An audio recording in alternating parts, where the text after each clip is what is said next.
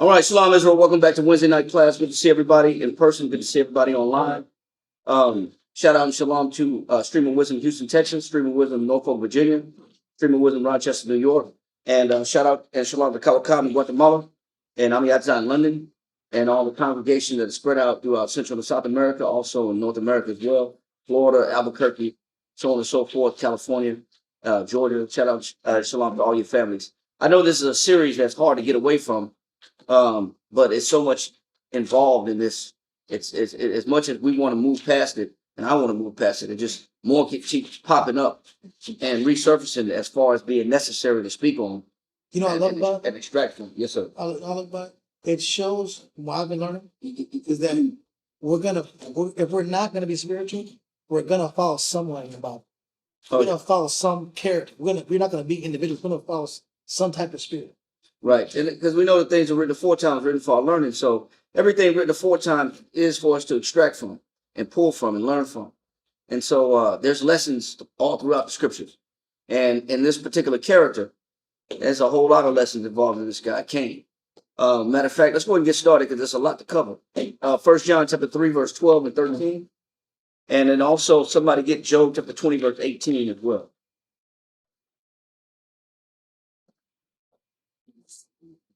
And Job, what?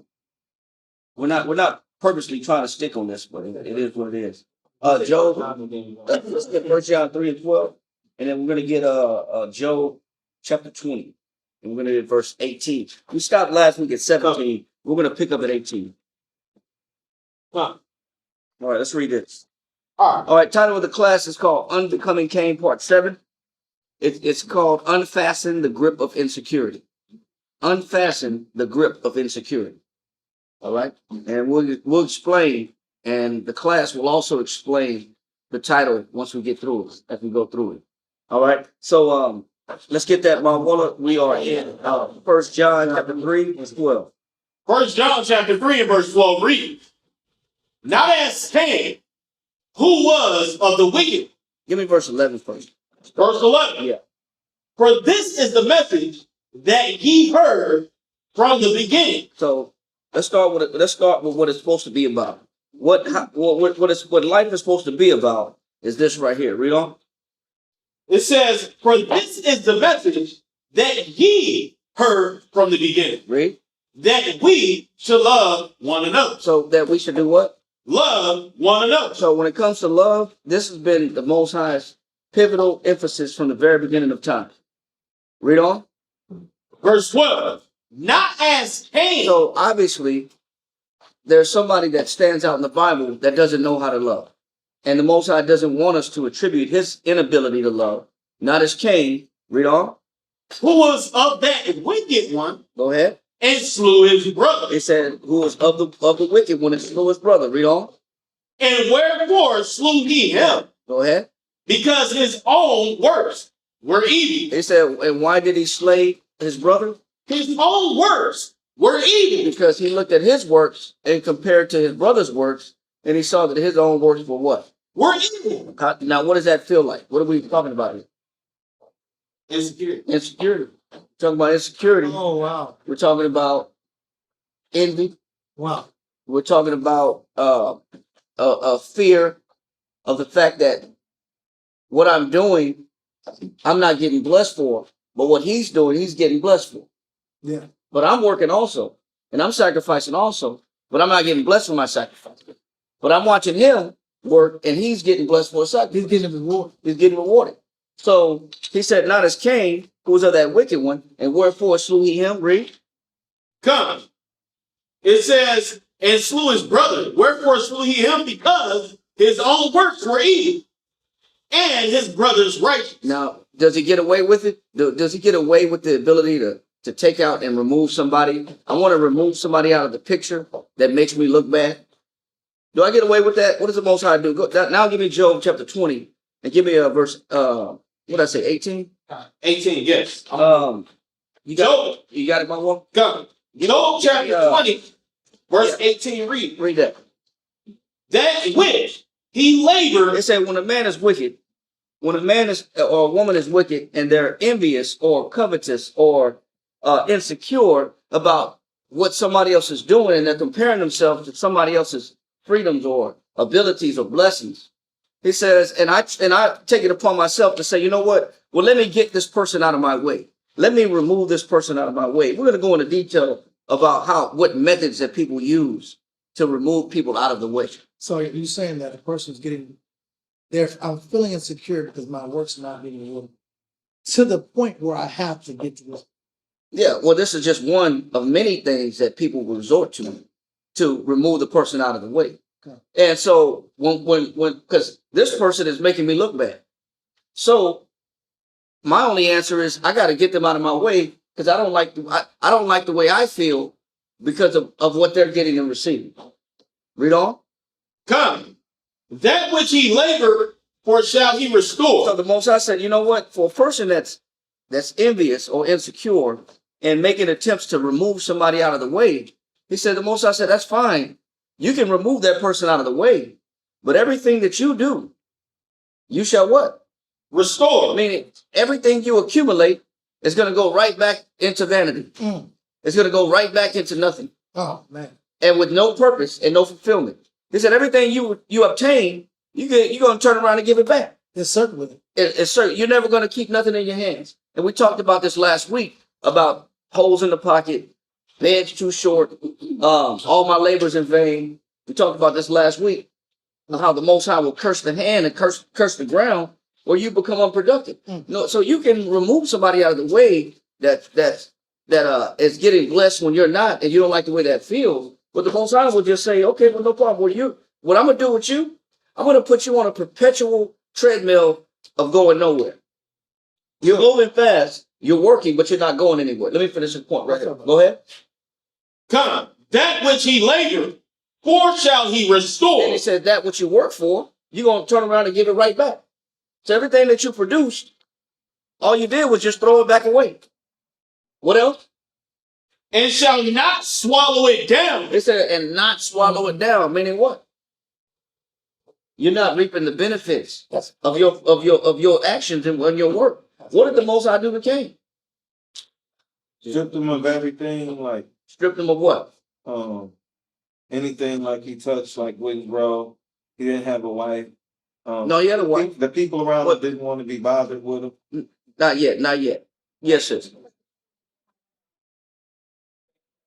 Make him a vagabond. And he also cursed the ground that he stood on. What he did was he let the ground not become productive. The ground wouldn't grow nothing. No, wait. It wouldn't yield its strength. Okay. It wouldn't yield its strength. So it would yield, the ground would yield, but it would just only yield a little bit where he was never satisfied. Yes, sir. And we made him an enemy of the whole time.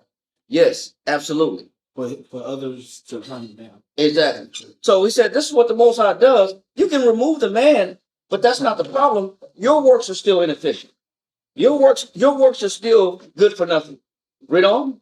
According to his substance. It says, and according to his substance, read on. Shall the restitution be. And everything you own will go back in the pot of paying back your devious actions.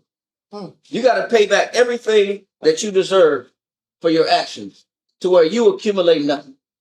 So this is the reward and the outcome of anybody that is insecure or trying to remove a person out of the way that makes them feel bad or makes them look bad because one person's getting blessed and another person's not. You can remove that person, but you just create a stalemate between you and the Most High where you don't get nothing in life. Where everything you gain will go right back into the pot of where it came from. Wherever it came from, it's going right back in there. He says, according to his substance shall the restitution be. Read on.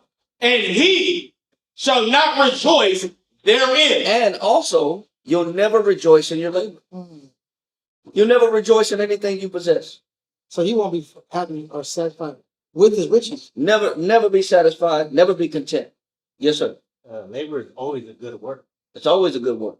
But I'm never going to be able to be productive. I'm never going to be satisfied. I'm never going to be content with what the Most High is doing for me. Yes, sir. No, I was just gonna say it breeds that covetous nature. Well, that's the result. Yeah, you end up wanting more because the Most High he's taken from your hand. Everything you put in your hand, the Most High takes out of your hand. So we can do what Cain did and say, you know what? Well, let me just remove the person that makes me look bad. Well, you only really curse yourself. And it never solved the problem. It doesn't solve the problem at all. Yes, sir. And in order to get what he had, he has to compromise. Yeah, He you has got. to compromise his spirit in order to get what he wants. Yeah, this is for somebody to think that I'd be better off removing the person that making me look bad. This is what I think that I'll be better off doing. But in actuality, the Most High said, no problem. You what you really don't understand is the Most High put that person next to you. Yeah. You trying to remove the person, but not realizing the Most High put that person next to you. Give me Romans 13 and 13. Let those go. Give me Romans 13 and 13. Romans 13 and 13. Read that.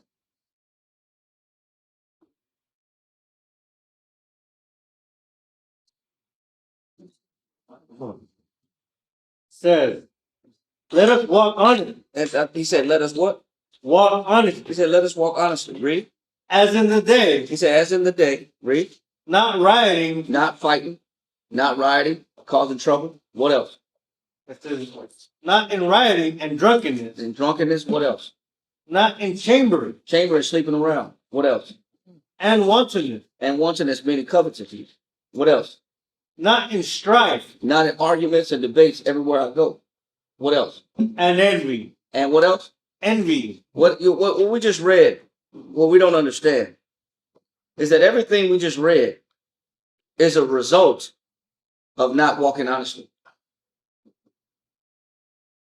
And I'll explain it. Everything we just read is a result of not walking honestly.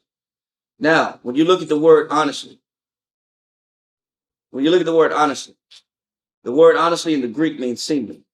Give me that definition of seemly. The word honestly in the Greek means seemly. Give me the definition of the word seemly. Con. Seemly, 1828, Webster's Dictionary. It says, becoming fit, suited to the object. It says becoming fit, suited to the object. What else? It says, suited to the object, occasion, purpose, or character, or suitable. Or suitable. What it means is that when I'm not honest with myself, as a result of not being honest, I act out in different ways. What are the ways that people act out? I feel when they're not honest with themselves. What do? Read that again. God. Let us walk honestly, as in the day, not in rioting. And that why would I riot? Why would I cause an insurrection? Because I don't like my conditions. I'm mad at my conditions. I'm mad at my conditions. And I'm mad at the people that have power over me. That's why people riot. I'm mad at the rules that I don't make that I have to follow. But it's your fault. But in actuality, I riot because I didn't do enough to be in charge. That's what the not walking honestly is. I always got a problem with superior figures because I feel like they shouldn't be in charge and have the power over me. This is why I riot. Well, if I'm gonna be honest, I didn't do enough to be in charge. I didn't do enough to make the rules. But I'm mad at the people that make rules. Right. But I'm arguing and fighting with people that have power over me. But I do this because I'm not honest with myself. I'm not honest with myself because if I was honest with myself, I would be in charge. And the Most High would have given me the position and would have been seemly to give me the position, which by definition means what again? It says, becoming fit. I would have became the one in charge. The Most High would have, if the Most High agreed with me in my perspective, it would have been fit to put me in charge over the people that I'm rioting against. But why isn't it fit or suitable that I be in charge? Because the honest answer is, I don't do enough or I didn't put the work in. Or what else, Kariah? It says suited to the object. Or it's not suitable for me. I haven't evolved enough to become a leader. Or what else? It says occasion, Go ahead. purpose, or character. Or I don't possess the what? The purpose or character. I don't possess the character of a leader. Mm. If I was, say it again, I don't fit the position. If I was really honest, but we don't walk honest. Right. Why? And so if I was really honest with myself, I'm really not leadership material because I haven't evolved.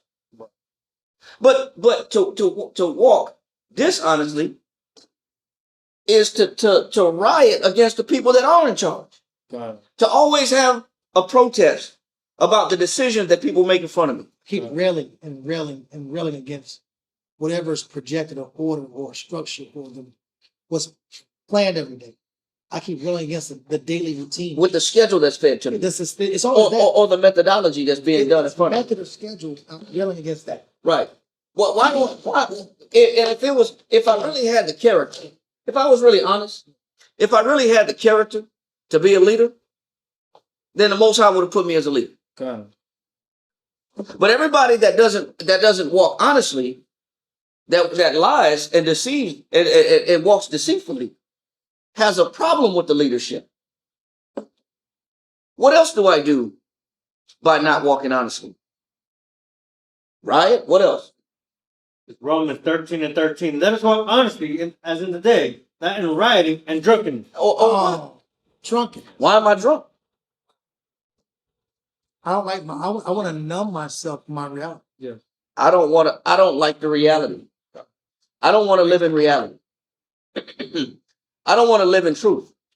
So I'll skew and I'll suppress the reality of my situation with alcohol. I'll drown the reality of my situation and numb myself with alcohol. Why would somebody do that?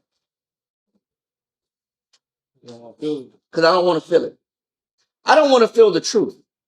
That the character, that I don't have the character to be in the position that I think I should be in. What else? It says, and it says not in chambering. Sleep. Why am I sleeping around? You know why? Because I haven't done what it takes to get a husband or a wife.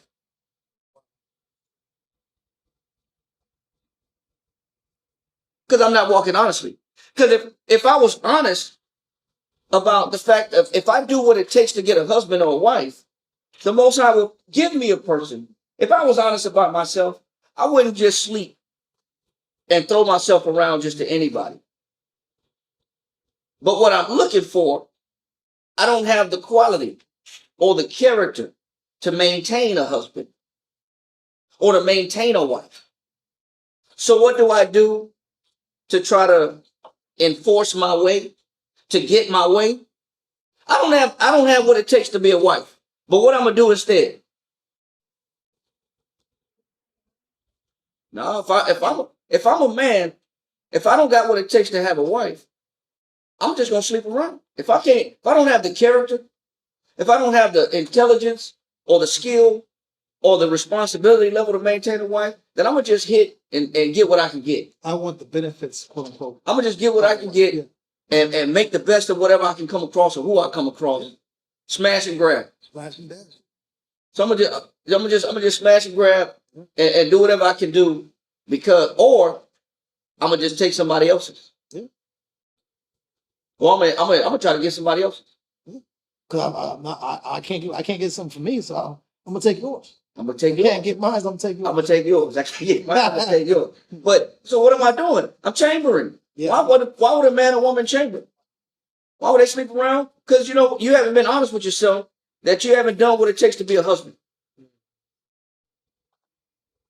So you're just hitting and running, smash and grab, whatever you want to call it. Or you don't have what it takes to be a good wife. So I'm just gonna get what I can get what comes across the radar. Whatever comes across my radar, I'm just get it. I'm gonna deal with it. I'm gonna lower my standards. Why do people do this? If I was honest with myself, then I would produce the skills necessary to show the Most High sacrifice where the Most High would find me suitable enough to become, I would make the changes necessary so that the Most High could be in agreement with me so that he can hand me a wife or hand me a husband. If I was honest. Right. What else do people do? Said not enchambering and wantonness. And wantonness is covetousness. Why do I stay covetous? Because I'm not honest. Why am I looking and saying what that person has, I should have? But in reality, if I was really in reality, I wouldn't want what other people have.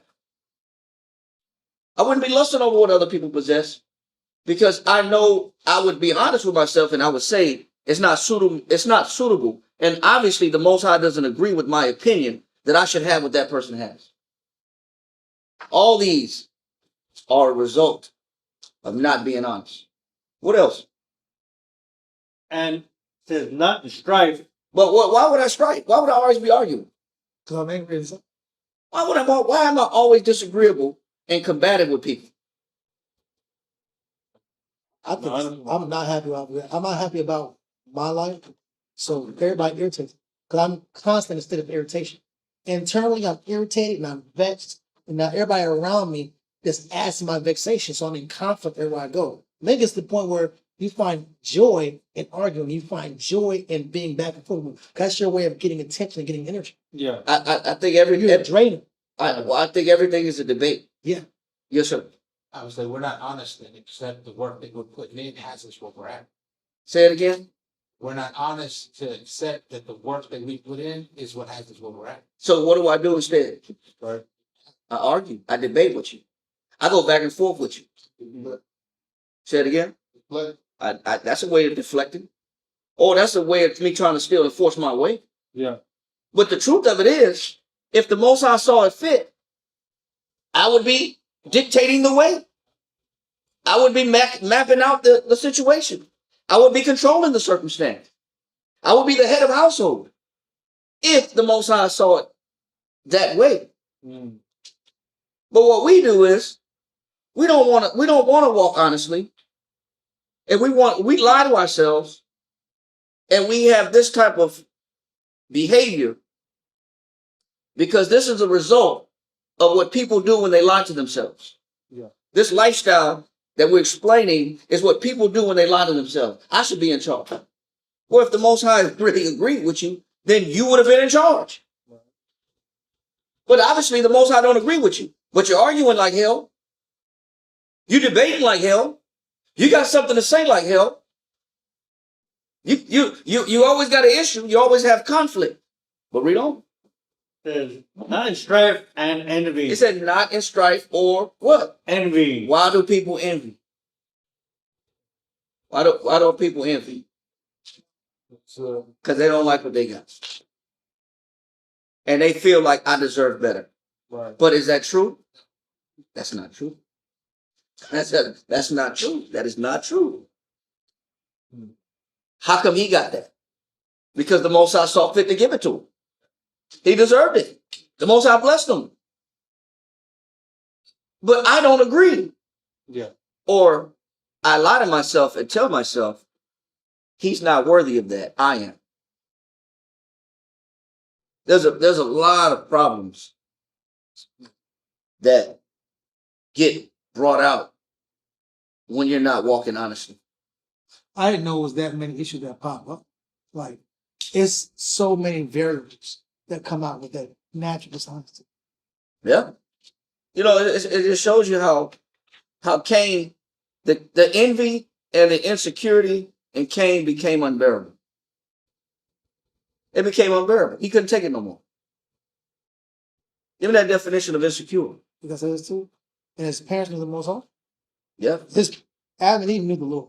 They knew the Lord's will. But the foundation he had, the biblical or the spiritual foundation doesn't matter when you entertain these spirits. No matter where you come from. No matter you're the third man born on the earth. Given the Most High's wisdom. Don't matter. Give me that definition of insecure. Insecure, 1828, Webster Dictionary. It says, not secure. Not what? Not secure. What else? Not safe. What else? Not confident What else? of safety. So what happens is when somebody else is next to me that has an advantage over me or reward greater than mine, I don't feel safe. I don't feel what? Confident. Yeah. So then, because I don't feel confident, this person makes me uncomfortable. Yeah.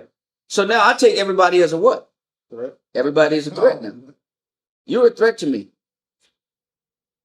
You're a threat to me. You're a threat to me. Why does somebody else got to be a threat to me? Why does somebody else's position got to be a threat to me? Why? Why is she a threat or he a threat? Why is that person a threat when they come around me? You know what?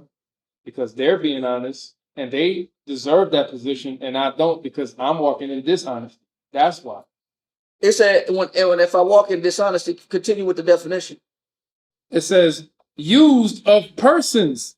No man can be quiet. It said what? No man can be quiet. It said what? No man can be quiet When he feels insecure. That's why he argued. That's why he debated. That's why he's contentious. No man could be quiet when they feel what? Insecure. It's insecure. It's like a boiling pot of water buried in your chest. You got to say something because it's making you feel a certain way. You get in your feelings when somebody is around you that has an advantage over you. You just can't sit still, and you're never content on what you have. You get emotional. Makes you emotional, and you can't sit quiet. He says, "No man can what? No man can be quiet when he feels insecure." It says no man can be quiet when he feels insecure. That means that it's gonna have insecurity is real. And when people see other people that have anything of any advantage over them, automatically they get into their emotions. Immediately they get into their feelings. They just can't sit still. I can't sit here and watch you have an advantage over me and do things better than me. Because what does it make me feel like? Insecure. Not confident. Not safe. Not safe. Give me Matthew 11:29.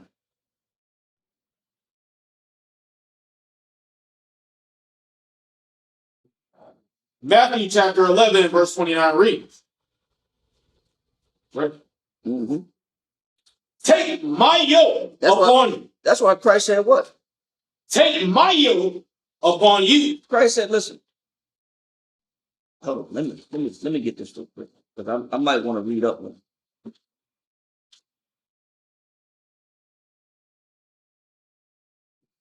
Read that again. Come. Matthew chapter 11 and verse 28, 29 read. Hold on. Let me get it. Because I want to get to this point. Yeah, give me that definition again, Kariah. I want you to read 28. I want to go up one. Read that definition last definition you read about insecure. That last part. Insecure calm. It says, no man can be quiet when he feels insecure. No man will ever be content on what he possesses when there's somebody else around him that makes him feel insecure. Yes. But Christ got the answer. Christ has the remedy for that. Christ has the remedy for insecurity. What is Christ's remedy for insecurity? Read. Verse 28. Come unto me. Christ said what? Come unto me. Listen, if you don't have it all together, if you know you ain't got it, and if you're honest with yourself, what you do ain't good enough, you have a lackluster performance, you don't produce or yield the things that other people yield that get them blessed, that get them rewarded, that get them having the advantage over you, Christ has the answer to insecurity. Christ said, do what? Come unto me. He said, listen, if you know you're not that great, and if you could be honest and just admit the fact that, you know what, other people got it better than me because I'm really just not as sharp. I'm really not as intelligent. I just don't have what other people possess. It's okay to not to keep up with the Joneses. It's okay to be subpar, so to speak. Or it's okay to not have it all together and not have all the smarts and intelligence and have all the looks and have all the fun and have all the privileges. It's okay. Christ is telling you, okay, listen, if you know you ain't got what the other people got that's causing you to be envious, jealous, angry, bitter, hateful, argumentative, defensive, insecure. If you don't got it, don't worry about it. Christ said, do what? Come unto me. He said, don't worry about it. Come to me with all your failures. Yes, sir. Well, I love what you're bringing out. It's not like the Most High said, I just want you to stay insecure. No, that's why you got the answer. That's beautiful. That's why you got the answer. So some people with a skeptical thought will be like, I'm kind of mad. Why am I made this way? Why am I this? He made me a loser. Guess what? Why don't you be honest with the fact that you're a loser? Why don't you be honest? If it's okay to be a loser, because if you are a loser, if somebody got it better than you, so what? All you got to do is come to Christ. Christ said what? Come unto me, all ye that labor and are heavy laden. It said all you that work hard, but you just ain't coming, you just ain't got it. You bust your butt, but you just ain't got what other people got. You just ain't where you want to be at. You work hard, you try your best, but your best sometimes don't be good enough. It's okay. Christ is saying it's okay. Come to me. Read on. And I will give you rest. He said, and I'll give you an answer and a solution where you don't have to stay insecure. You don't have to live insecure. Remember, when you're insecure, no man that's insecure will ever be what? Quiet. And never be at peace. Never be content. Christ said, I got the answer for you. Why don't you come to me? Christ said, come to me. And if you feel like you coming up short, and you just can't compare with everybody else around you, don't worry about it. Come to me and I'll give you what? I will give you rest. Read. Take my yoke upon you. He said what?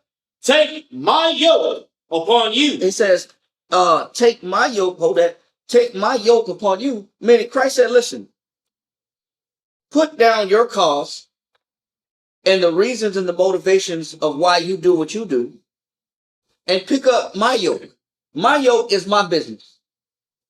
My yoke is my duties, my responsibilities, the things that I find valuable. Trace after the pattern that I live after and perform the duties that I want you to do. Put down what you're doing, because obviously what you're doing, you're coming up short.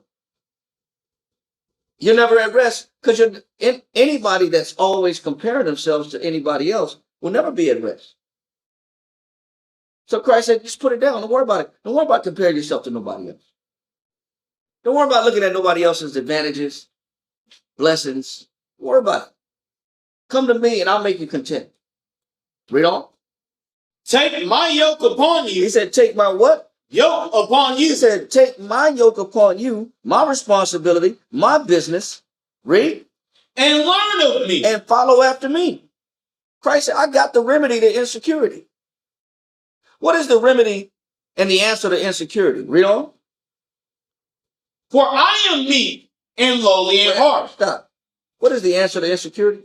Meek and lowly in heart. What is the answer to insecurity? Meek and lowly in heart. Meekness and lowliness is the answer to insecurity. You know what meekness is? To endure injury without resentment. You know why that's a value? Because my pride don't let me receive injury. My pride don't let my arrogance, my perceived evaluation of myself, don't allow me to be offended by anybody and take it from anybody. Because meekness means to endure injury without resentment. If I got pride, I can't endure no injury and not be resentment. Because who do you think you are offending me? I can't say. Who do you think you are talking to me like this? Read on. For I am meek and lowly in heart. And lowly means I don't mind being on the bottom. I don't mind not having it all together. It's okay to not look like you have it all together and you got all the answers. It's okay to be a loser. I don't mind looking like a loser. I don't mind taking low, enduring some Or, suffering, or not getting glory and not getting my name called out, and not being not getting seen, recognition. and being the object of attention or being the object of the room or the belle of the ball. Yeah, I don't gotta be the star in the room. I don't gotta get all the attention. Things don't always have to go my way. Yeah. You know what the answer is? If you're meek and lowly, what Christ is saying, we can never be Cain like. We can never be envious when you're meek and lowly. You can never be covetous when you're meek and lowly. You know why? Because you're okay with where you are. Yes, sir. Christ said, blessed is the poor in spirit. Yep. Blessed is the poor in spirit. But I don't see it that way. So Christ said, learn of me, for I am what? Meek and lowly in heart. So he said, if we put on the spirit in the measure of Christ, what are the benefits? Read. And ye shall find rest unto your soul. Because you will stop comparing yourself to everybody else. Yeah. The minute you put on the spirit and measure of Christ, what other people do don't matter to you anymore. What other people have don't matter to you anymore. What the advantages that other people may have over you, whether it's aesthetics or whether it's financial or whether it's freedoms, Position status. positions, all that is irrelevant now. It doesn't matter now. Yes, sir. But when you practice humility, that's how you get peace of mind. Yep. When you can apply that mentality, then you'll finally have that peace of mind. But the person that's insecure, it says right here in the definition, no man can be quiet when he feels insecure. You know why? Because if I don't find rest for my soul, if I don't put on a meek and lowly spirit, I'm gonna always be eyeballing other people. And I'll never be content with where I'm at. Yeah. And I'm gonna always be offensive. And I'm gonna always be offended at other people's success. Yeah. I will always be offended at other people's success. Why will I always be offended at other people's success or advantages? Because I didn't put on what Christ told me to put on. Yeah. I didn't put on a meek and low spirit. I didn't see the benefit of it. I didn't see the advantage that Christ was trying to give me. He was trying to get me out of the envious stage that everybody's born into. What does James chapter 4 verse 5 say?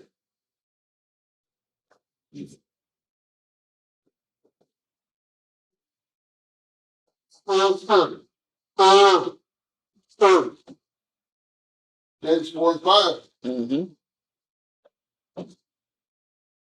Do ye think that the scripture saith in vain? He said, do you think that the scripture saith in vain? What? The spirit that dwelleth in us lusteth to envy? Read it again. Do ye think that the scripture saith in vain?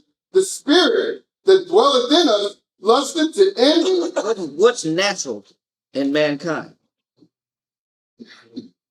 Lust and envy. Envy. Say it again. Yes. That's natural. That's automatic. No matter who you are, the minute you see somebody else that got something better than you, envy starts kicking in. You're born this way. That's an ingrained vice and weakness that's already in us. When a man sees another man that has a better look to him, more stability, more glory, more might, more height, more attention, it makes a man feel a certain way.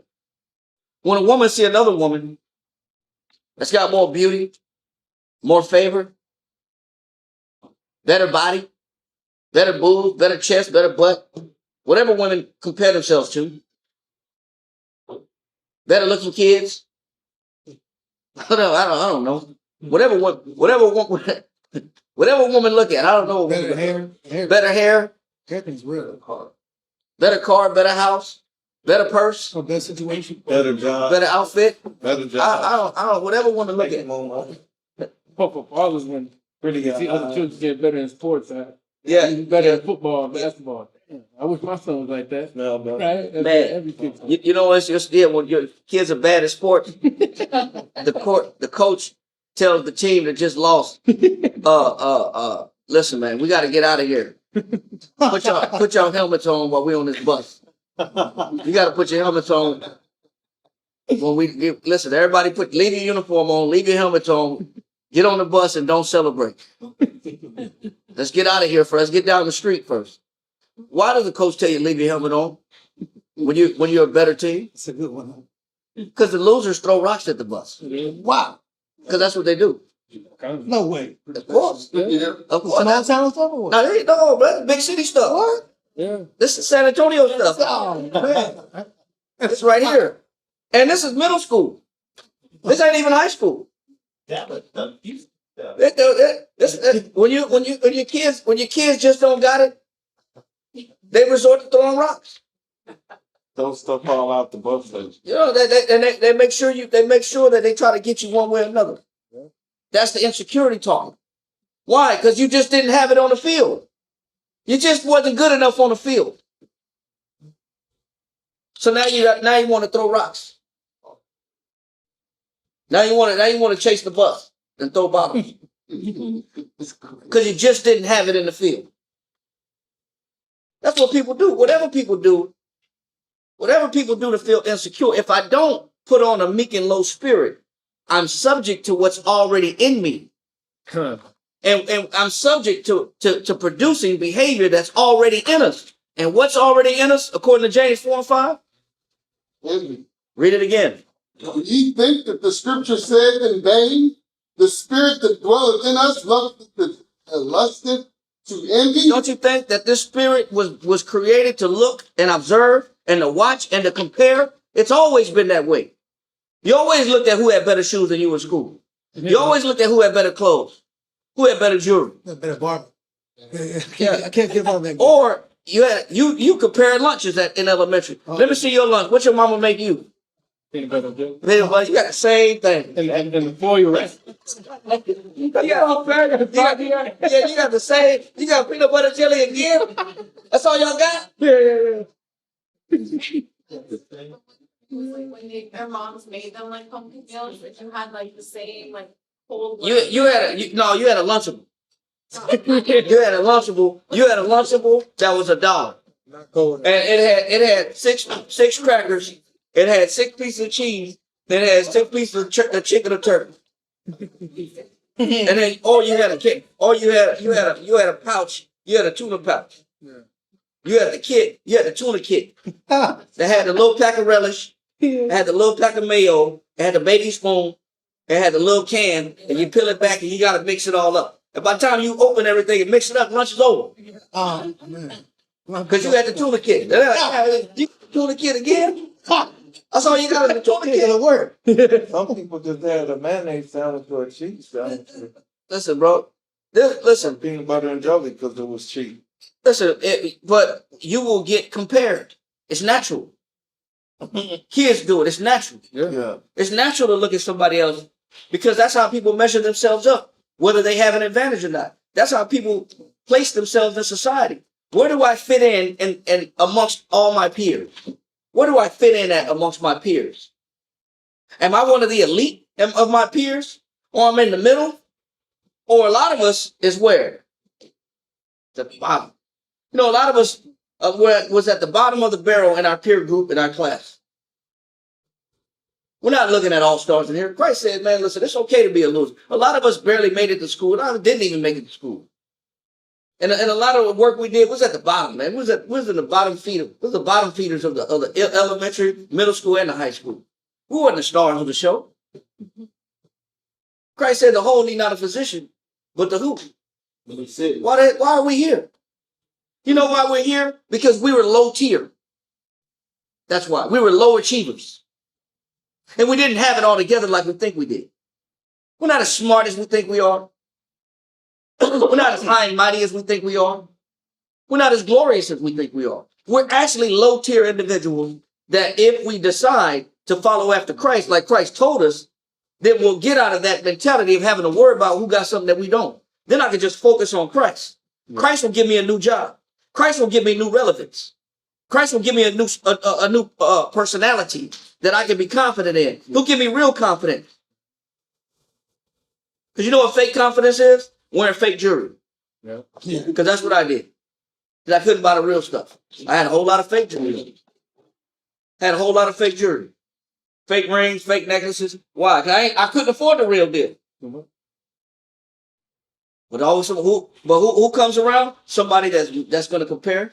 Man, why that's turning green, man? That necklace turning colors, man. That ring turning colors, man.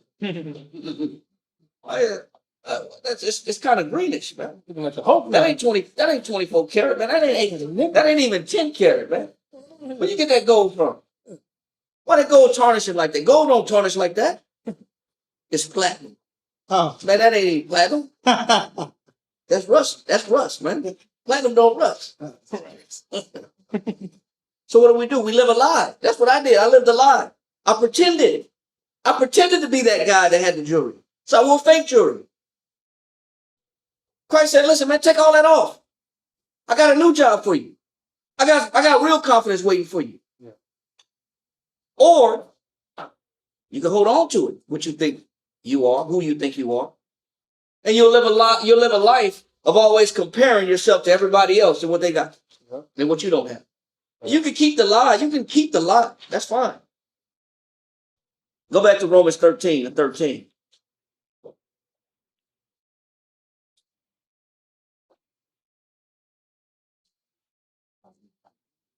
Romans 13 and 13. Read that. Let us walk honestly. That's why he said, let us do what? Walk honestly. That's why he said, let us do what? Walk honestly. You know what the truth of it is? We have ill-measured success. We have ill-measured ability. We have an untrue assessment of ourselves. And we live a lie to cope. Or we get drunk. Or just intoxicated. Or I get high.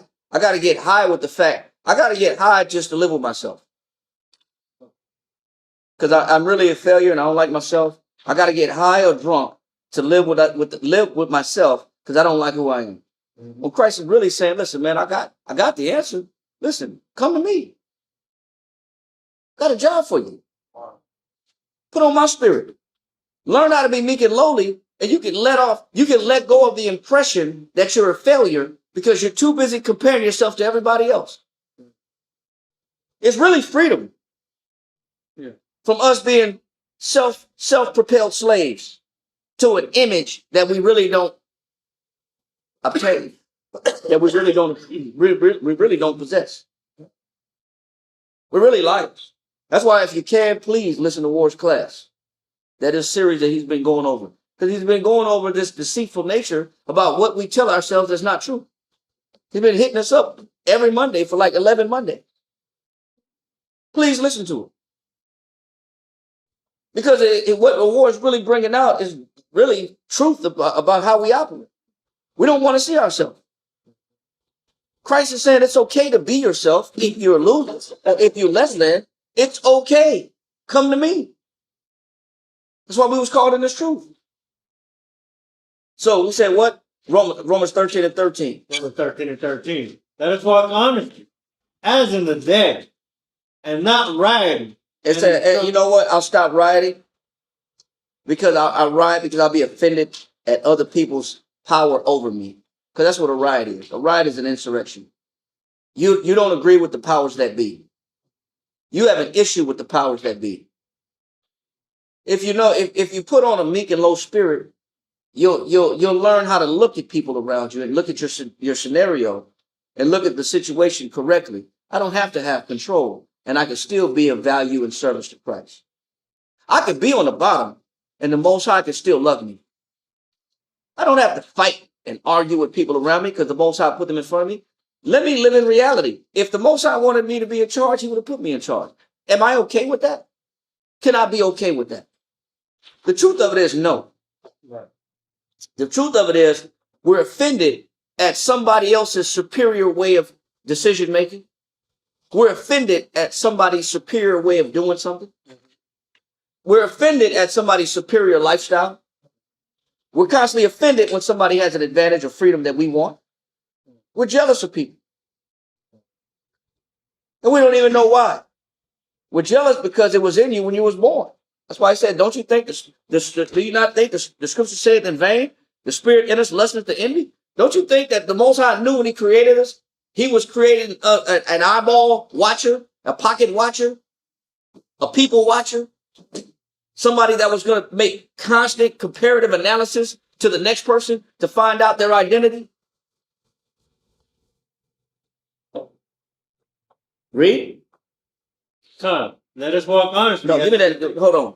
Let that go and go back to that definition of insecure. Insecure. It says, not secure, not safe, not confident of safety, used of persons. No man can be quiet when he feels insecure. What else? Not safe, not effectually guarded. I don't feel guarded. I don't feel confident. What else? It says, or protected. What else? Unsafe. What else? Exposed. Stop. What? Exposed. What does somebody else's advantage or superiority do to me? Wow. Make a person feel Exposed. I feel vulnerable. I feel exposed. Wow. Somebody else's better way of doing something or somebody's better looks than mine, it exposes who? it magnifies my flaws. Yeah. Because if you're doing so good or if you're so well, you're really shining a light on what I don't do good or I don't do well. You know what it does? It shatters. Makes you have to sharpen up sometimes. Yeah, of course. You know what it does? It shatters. It shatters that pocket mirror that I have in my pocket. that I think that says on the outside case, no one does it better. That's what it say on the outside of your pocket mirror. No one does it better. And then when you look at somebody better than you or somebody do something better than you open up that mirror and it's shattered. Yeah. I guess I was wrong. That's Nate Dogg. I guess people do it better than me. Yeah. I guess people are prettier than me. I guess people are more handsome than me. I guess people are more intelligent than me. You know what it does? It shatters that false reality that we want to live in. And that's where that exposed comes from. I'm exposed now. I feel naked. I don't feel strong. Why does somebody else's better looks or better advantage make you feel exposed? Why is that? Why do people start handcuffing? The minute there's a Judite dude on YouTube. He's a big old Judite dude. He's like 6'9". 6'8", King 6'8". I don't know. He's like 6'9". He's like dark skinned. He's got these funny colored eyes. He got this chiseled cheekbones. And he always stands in front of the club. He don't even go in the club. He just stands in front of the club, and all the women just melt when they walk by. And they all grab his hand. They get his phone. They grab his phone. They put the number in his phone. Well, it's King 6'8". I think you're talking about the same. I don't know. Yeah, King 6'8". Also, King got braids and all that. Yeah, I don't know. He talking about security though. I just see him stand there. He don't say nothing. He travels the world doing. He travels to Europe. He goes to France. He goes to Paris. He don't even talk. He just stand there in front of the club by the door. Yeah. And women just grab his phone and they just put their number in his phone. What are you doing after this? Where you going? What are you doing? Where are you going? What are you doing? Where are you going? We're gonna go eat. You want to go eat? Some women are like, look, wherever you're going, I'm going. Yeah. Just drooling over this guy. Now everybody wasn't made King 6'8". What's his name? King 6'8". Everybody wasn't made King 6'8", man. But I'll say this: I love when you bring it up. King 6'8". This guy talked about insecurity. Huh? You know what his insecurity was? He's 6'8", but he can't play basketball.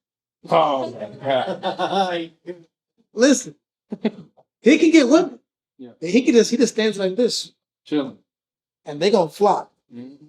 Tatted up, face chisels, super dark hair, braided immaculately.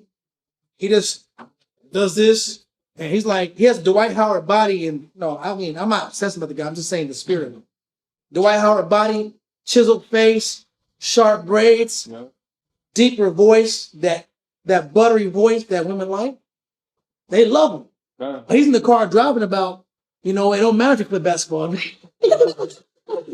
everybody play basketball or not.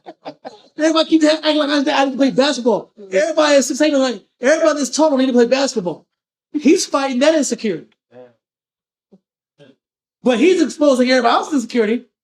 Everybody's insecurity is being exposed by his ability to attract attention from the opposite sex. But if he's around a basketball player, or he's not on camera, and people will ask him, man, do you play basketball? What do you think pops into his mind? You're gonna get attacked. All that height has gone to waste. You're this tall.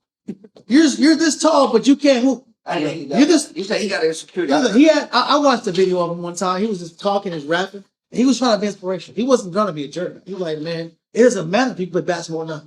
Basketball don't matter. Why would you say that?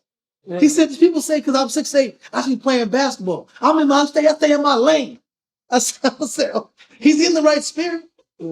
But what did it take for him to get there? And why is he making? He ain't in the right spirit. He's making an inspiration. He ain't in the right spirit. If he was honest, he would say, "I'm just not good at basketball." If he was honest. But listen, I was saying he's trying to wasted my height. If he was honest, I should have did something with this height. But go ahead. Listen, he's trying to inspire, and it's this inspirational speech. I was talking like he's inspiring. What's he going to inspire me about? It's like you don't have to play basketball. You don't have to be a better because you're 6'8". No, mean you have to be a basketball player. But it's his hype talk to himself. You know? I'm hype talking myself because I really feel bad that yes, I'm a looker, but with the buy I was given, I can't make $100 million off this body. He's very awkward and clumsy when it comes to sports, but he can pull it. And so what's the point? Everybody has an insecurity. Yeah. Every body that people we envy. So the guy that's making every man feel insecure has his own insecurity. He has his own insecurity. And it pops up when he's around basketball. Actual hoopers. Real hoopers. Real hoopers. Because they're really looking at him like, who you play for? They can probably feel like what team you play for. You can probably feel it as a question mark in their mind. Who you play with? I ain't played in a while. I blew my knees out. There you go. Whatever. You got injured. Yeah, I got injured, Kind of rusty right now. He don't want to admit it. Listen, man, I wasn't good enough. I didn't make the team. Or I sprouted up too late. I got this height 5 years after high school. I didn't reach my full potential. My body was too developed for my brain. I wasn't coordinating. Whatever.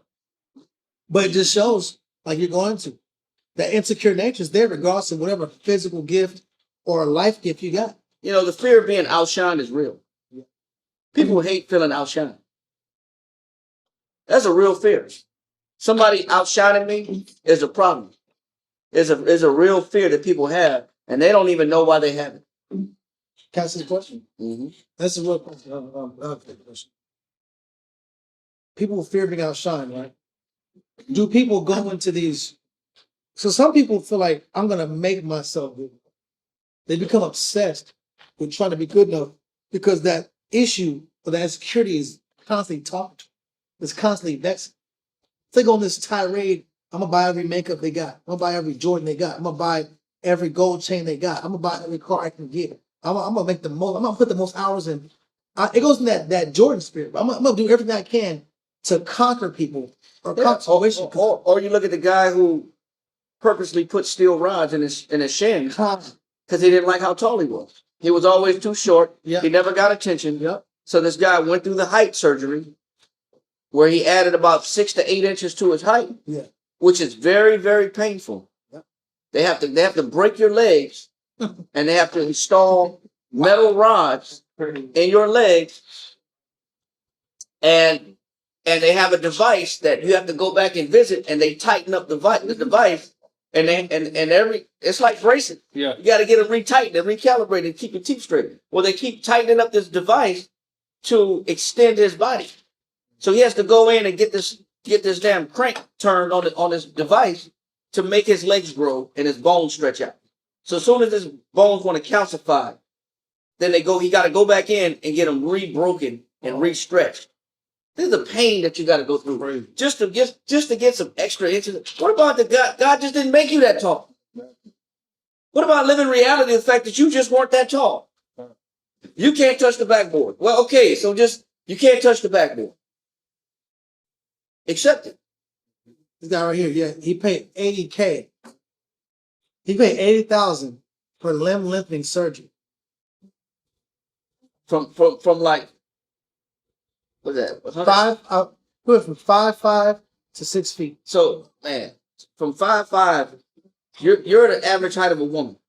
5'5". Yeah, Georgia Navy vet, 27, spends $81,000 on limb lengthening surgery after being rejected by women. After being what? Rejected by women for being too short. Was painful operation. With painful operation, boosting his height from 5'5" to 6 feet. You know what? If your confidence is obtained because if you think it's the height, then you're truthfully mistaken. You know, you better acquire some other attributes if you're short. You better make people laugh. You better be like Kevin Hart. You better have some hella, hella jokes. You better be a Cat Williams. You better have some hella jokes and some hella sense of humor. You better have the whole table laughing. He could have saved that money. He could have just. Yeah, but he said, what we're saying is people do weird things because they feel a certain way about themselves. People put themselves under so much trauma and so much unnecessary trauma because I don't feel good about myself. You know, there's an old saying, don't hate what? Congratulate. Congratulate. Yeah, right. You know what? He should have been congratulating all the guys that get all the girls. You know, we say those words. We don't mean that. We say don't hate, congratulate. Oh, that's a lie. People hate. And people hate your success. People hate your ability. People hate your looks. People hate your advantage. They don't congratulate. That's not in us. The real truth is, I'm jealous. I'm envious. I'm covetous. I want what you got. But you know, God didn't give it to me. If God didn't give me the height, I can say that because I'm only like 5'8.5". And that's really a half is probably a question mark. I might have to have that. I might have to have. How about the point of it is in high school I was 4'11". My freshman year I was 4'11". I was 4'11" and 99 pounds. I was like a seventh grade. I was like a seventh. I was 4'11", 99 pounds my freshman year. People say, man, do you even belong here in the school? Do you belong here? No lie. Women used to pick me up, man. Women used to pick me up. Sophomore year, 5'2", 107. Junior year, 5'6", 119. Senior year, 5'7", 135. That's still short. That's still small. You know, getting picked up and carried. People would pick me up and carry me like a midget. Right. Listen, I'm gonna be mad at God. So I said, I'm gonna run fast. That's what I said. I'm gonna do. You know what? You might be taller than me, but I'm gonna beat you. That's the only thing I can do. I bet you can't outrun me though. I bet you can't outrun me though. But you know what? Because I had to have some type of confidence. You can't be in school with no confidence whatsoever. You get clowned. But you know what? You know what I didn't have? I didn't have confidence in Christ, and that's the problem. Because if you don't evolve, even as you get older, and you're still trying to create a costume of confidence, and you don't put on Christ, you're gonna have the same problem you had in high school, middle school. You're gonna try to be somebody that you're not. You're not gonna be honest with yourself. You're gonna have the same problem. Why don't you be honest with yourself about who the Most High made you? You know how so many people live in a costume and they live a lie? Some people put on Israelite costumes, long fringes, big shalams. But it's a place where I want to feel like I belong. Well, if you really want to have confidence, do the work of Christ. Yes, sir. I was just telling the brother about me today. I was telling the brother when I was around him, I said, you know what? I started off with a certain mind frame, like when I was in 7th or 8th grade. And I said, and some of what I carried on from 7th or 8th grade, now that I'm 51, because I didn't get rid of it, I carried it from 8th grade on until when I was a grown man. Well, this is the But I this is really this think is what about happens. it. This is what happens when we don't That's evolve. what happened. This is what happens when we don't. Go We're not. beyond. Stand. Hold on. This is what happens when we're not honest. We're not honest, bro. If somebody would have just told me to be honest about what God made you, who He made you, how He made you, and go full-fledged, 100% into serving Him, and then there will be your confidence. Serving Christ will be your confidence. You're gonna save yourself a lot of years and a lot of heartache and a lot of lies. If somebody would have just tell us to be honest with what God made you.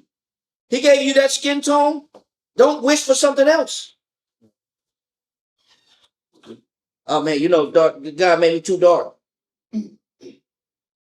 I get joked on all the time. The "you so black" jokes. Oh yeah. You so black, I bet you when you take a bath, you make coffee. Get in some fights all the time. They're gonna The "you see so you. black" I can't see you at night. Yeah. Or you're too light skinned, you don't fit in. You don't fit in with the whites, you don't fit in with the blacks. You're just somewhere yellow in the middle. And all I could see is teeth. So, but a lot of us are not confident about where we are and who we are. Christ gave us the answer a long time ago. He said, if you coming up short, sometimes literally, he said, come to me. He said, come to me. I got you. I got a job for you. I got a job where if you just put on this spirit, be meek and lowly, all the other things that all the lies that you hold on to will disappear. So he said, what, read that verse again. I mean, that definition again. Yeah. Where we left off at. Yeah, Insecure, point number 2. It says, not safe, not effectually guarded or protected. Go ahead. And all it takes for somebody to feel unsafe, unguarded, or protected, and to feel vulnerable is to see somebody better. That's all it takes. That's when a man see another man that his woman may want to look at. All of a sudden he handcuffed. All of a sudden he's standing blocking. He's standing between you and his woman. Wow. Or he just grip her like this. He wasn't gripping her all day.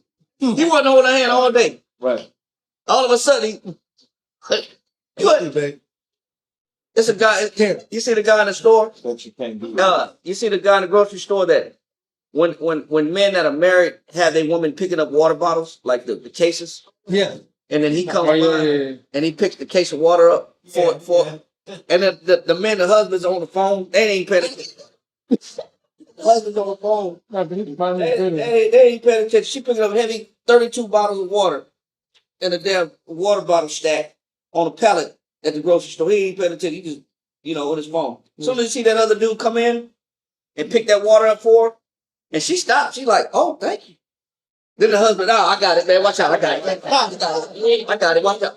Watch out, man. Yeah, the one dude said, the husband said, look, man, put that water back. We don't want that water. Hey, why it's the same case? Yeah. Because he said, I get it. I got it. I'll do it for my wife. Now all of a sudden it's important. Same brand and everything. Same brand, same stack, same pallet. Now all of a sudden you don't want that water. Because that other man picked it up. Now all of a sudden, a man is wanting to step in and, it's important to him now. Yeah. Because it's a threat. Yeah. This guy's a threat. Rightfully so. You don't know where a man is coming from. But what the real truth of it is, if you really cared about the water being too heavy, or really concerned, you would have picked it up for him. From the beginning. Or a woman scared of another woman's food. Women be scared of another. Who cooked that for you? You got a plate. That's not our plate. Whose Tupperware is that? We don't have that Tupperware. We don't have that brand. Somebody made you enchiladas. Who made you enchiladas? I make enchiladas. Oh, now you make enchiladas now. Now you make enchiladas. All you said is he ate. Yeah, you're not happy. It's who you get it from more than it. I didn't make your lunch, and you had to find something to eat. But I didn't want to make your lunch though. Right. But you come home with a Tupperware container. now you're the Betty Crocker now. Now you're Betty Crocker. Now you got your apron on with your mitten. Now you're cooking up and whipping up a storm in the kitchen. People are full of crap, man. Truth of it is, people are full of crap. Truth, it's really true. Give me and we're gonna explain this. Go to Mark chapter 10. Give me verse 17.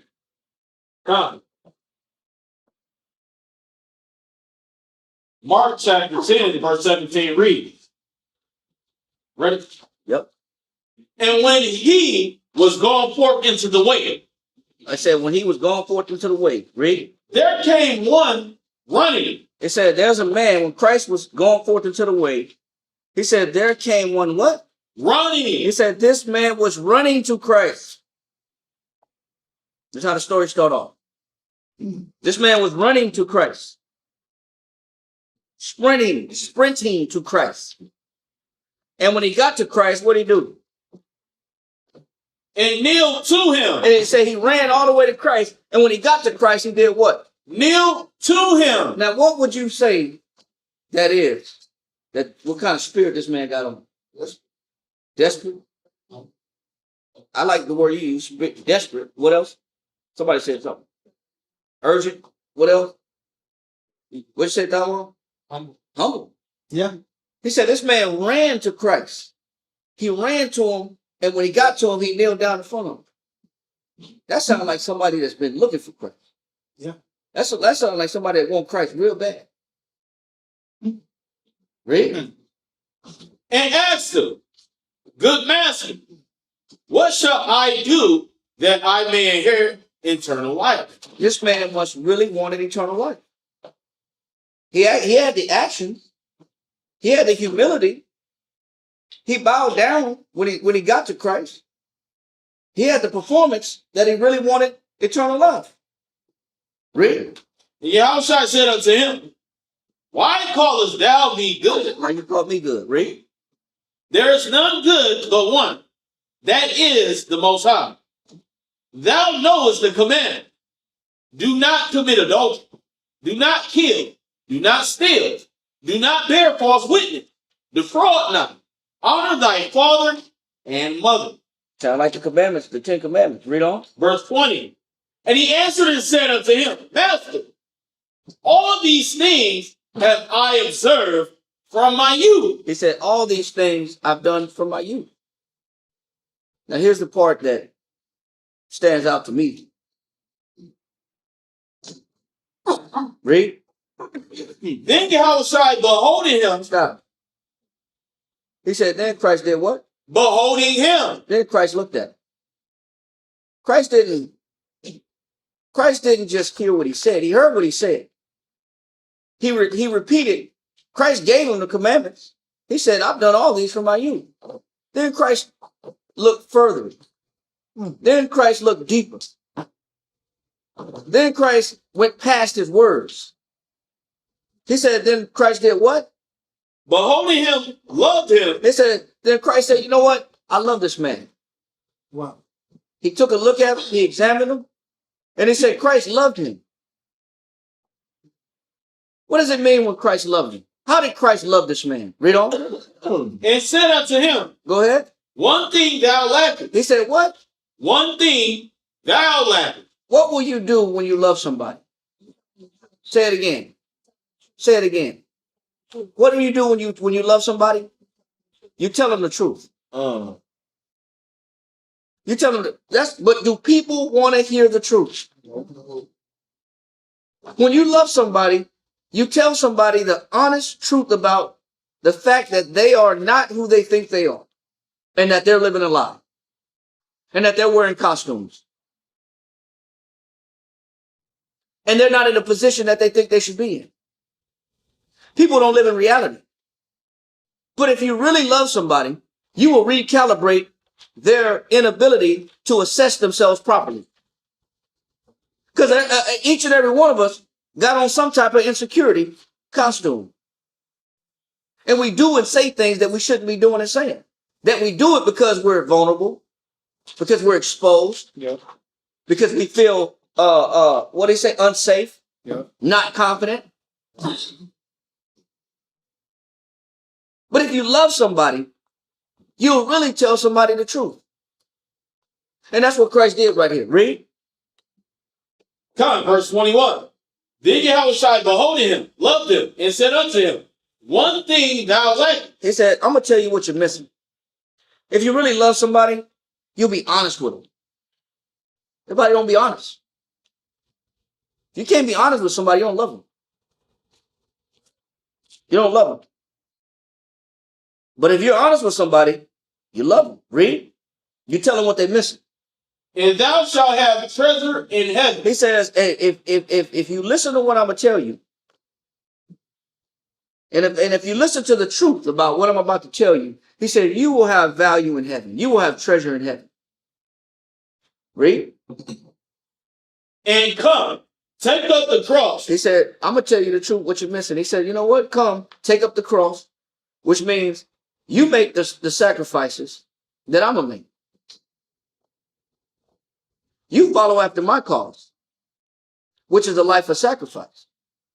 Because the cross represents sacrifice. He said, take up the cross. What else? And follow me. He said, take up the cross, live after my cause, and follow me. What else? And he was sad at this saying. Why At that did- saying. Wow. He said this, and he was what? Sad at that saying. Why was this man sad at what Christ was telling him? Supposedly we give up. Well, let's find out. Read. And went away grieved. He said he went away really, really grieved. It really bothered him. Read. For he had great possession. It said, for he had what? Great possession. He had what? Great possession. So what didn't this man want to lose? His possession. His So- great possession. What did his possessions represent? Say it again. His possessions represented his confidence. Mm. And this is what stops people from really serving Christ. Because the possessions is attached to their ego. We serve an egoless Savior. We serve a Savior with no ego. That's why Christ said, learn of me, for I am meek and what? Lowly. Christ don't have no ego. He don't attach things and possessions. Christ don't wear a costume. He doesn't attribute his confidence from a fake source. Meaning his image is not important or priority to him. But it's priority to man. Looks are important to man. Possessions are important to man. Not important to Christ. And not important to the Most High. But why people don't serve the truth? Why people don't come in the truth all the way? What hinders people from committing themselves all the way to the truth? Because there's something in them that they don't want to let go. That if they do let it go, they'll feel naked. They'll feel exposed. This man's insecurity, or rather his security, was in his treasures and his abundance so strong that without it, he'd be insecure. He'd be insecure without the possession. And he just couldn't live a life without his possessions. Because it made him look weak. It made him look broke. It made him look like, obviously, he had some notoriety. Obviously, people knew he had esteem. Obviously, people knew that he was somebody based on his wealth. What happens when the wealth goes? Guess what? You ain't special. You like everybody else. Yeah. But when you can accept the fact that I don't have to be special in this world, and I don't have to keep up with the Joneses, I could really follow Christ. This is why people don't fully commit to Christ all the way. This is why many people will hear the truth, they'll take notes, but they won't come out of their comfort zone. They won't come out of their lifestyle because their lifestyle provides them with some type of security. It provides them with some type of, man, how much money y'all make? Why is that even a question when it comes to serving Christ? Right. I didn't know. I'm just asking. Just asking a question. I'm just asking how much y'all get paid. That's all. Just curious. Because it doesn't fit their lifestyle. Because I can't feel like I'm nobody because I only feel like somebody when I got some money in my pocket. Or when I drive a certain car. Yeah. Or if I have a certain outfit. Or I have certain jewelry. Or I have a certain woman. Or I have certain man. Or certain house. Or certain whatever. Yeah. People pick the wrong things to add to themselves to give them validation. Okay. Pick the wrong things. So he said what? Come. And he was sad at that saying. And he was what? Sad at that saying. He was exposed. He got exposed. But his whole internal position, his whole energy change. Yeah. You're this guy on your knees and you're humbling yourself to Christ and you're in the posture of submission. Okay. He was in the posture of submission. Running that. And then when Christ said, let go of your ego, let go of your possessions, let go of your personal glory or your vainglory, whole different posture. Now you're sad. Now you said. But you were in the spirit of submission. No, you ran to Christ. Yeah, That's what Israel do. That's what Israel does. We run to Christ. And he kneeled to Christ. And we run. Neil showed us a position of submission. He can't and humility. Come. If you would have just saw this man from the start, you would have thought for sure this man wanted the kingdom real bad. Real bad. First 6 months in truth. Yeah. This dude was hyped. Huh? He was hyped to follow Christ. Yeah. And to recognize his Lord and Master and Savior. Yes, sir. That's the same person that Christ talked about. He was choked by the cares of the world. Well, we could say that. But many people are choked by the cares of the world. This is just an example of many. This is just an example of what men do and what women do. Give me Proverbs chapter 12, verse 26.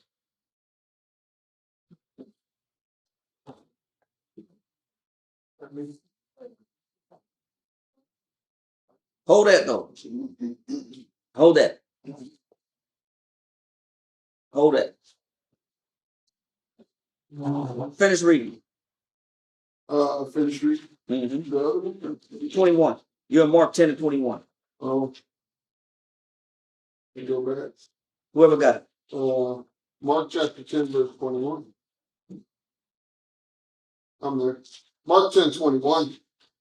Then Yahushua, beholding him, loved him, and said unto him, one thing thou lackest. He said, you're missing something, man. You know what Christ realized he was missing? Christ saw all that humility. He saw all that sprinting. He saw all that behavior. He saw all that allegiance. And he realized it may not be as important as your image. You want eternal life. You're asking for eternal life, but your image might be more important than eternal life. And he wasn't afraid to tell him the truth. He wasn't afraid to tell him, man, you holding on to something too much. You care about something that the Most High don't care about. He said, what? One thing thou lackest. Go thy way. He said, go that way. What? Sell whatsoever thou hast. He said, sell everything you got. Read. And give to the poor. And give it all away to the poor.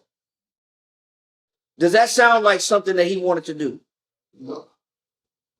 Because that possession gave him security. It made him feel like somebody. Now, yeah, I can hear you, bro. So he said, read. And thou shalt have treasure in heaven. He said, and thou shalt have treasure in what? In heaven. He said, now you got treasure in heaven if you sell it all. Did this man want to do it? No. What else? And come, take up the cross, and follow me. Read. And he was sad at that saying. Read. And went away grieved. And he went away what? Grieved. Nobody wants to let go of what they feel like is their confidence. The question you got to ask yourself, what do you think is your confidence? And once you ask yourself that question, you got to ask yourself another question. Are you willing to throw that away to serve Christ? Or is that going to hinder you from serving Christ? Because a lot of us have on a costume because that's how we had to survive in the world. If It's the only thing that I feel like makes me special. Yeah. Or makes me individualistic. Or makes me different. When in reality is, it's none of the things that you think that Christ needs from you to be a servant of him. He don't need your money to be a servant. He don't need your image to be a servant. That's why Christ said, put on my spirit. I got the answer to insecurity. Just put on my spirit. Come follow me. I'm going to show you the benefits of following me without your image. Yes, sir. You know, it's crazy because, and you know, when we don't put on the spirit of Yahushua, we don't have that confidence in him. What we do is we like to lower our standards to be accepted of others, other than sitting back here and trying to look for how can I be accepted in Christ. So I'll go out my way, I'll diminish, I'll try to, fit in with the crowd. I'll try to dress like them. I'll try to do certain activities and hobbies like they do, only just so that I can feel like I'm a part of this community or part of these people. Or I'm accepted. So yeah, I gotta have the look of success. Yeah. I gotta have the latest fashion trends. I gotta have the latest, phone. I gotta have the latest makeup. I gotta have the latest hairstyle. Mm-hmm. I have to keep up with everybody else. Right. Christ don't need all that. I got $1,000 car note. Well, I got $1,000 car note. There's a reason for it. We don't need $1,000 car note. I'm trying to ride clean. Just trying to ride clean. Is it really about the car? Is it about getting from A to B? Or Getting to work? Is it about getting to work? is it really about transportation? I gotta get to work. It's a 2-seater though. It's a 2-seater. It's almost an apartment. An apartment to drive. Right. I'm paying rent to drive. Why? Because it's a feeling attached to it. Exactly. And what we do is we mistake the fact that we think that our possession is what Christ is looking for. Yeah. To follow after him, because it's a part of our image. And what this man didn't want to do, those possessions was attached to his image. He didn't want to let his image go. Yeah. That's why he was upset. Uh-huh. That's why he walked away sad and grieved. Those possessions was too much acquainted with his image and who he thought he was. Right. It was a part of him already. Uh-huh. I'm nothing without my possessions. I don't want to be a nobody. I'd rather not get the kingdom just so I don't feel like a nobody. Then the question is, how strong is insecurity? How powerful is insecurity then? If insecurity can get you out the kingdom, then how strong is insecurity? It's powerful. Because you know what's powerful? It breeds other spirits, other energy. It breeds a lot of, like you went to early in the class, that lack of quiet, that lack of peace. Yeah. Yeah. I'll never be at peace. Give me Luke chapter 12, verse 15. Hold that in Proverbs.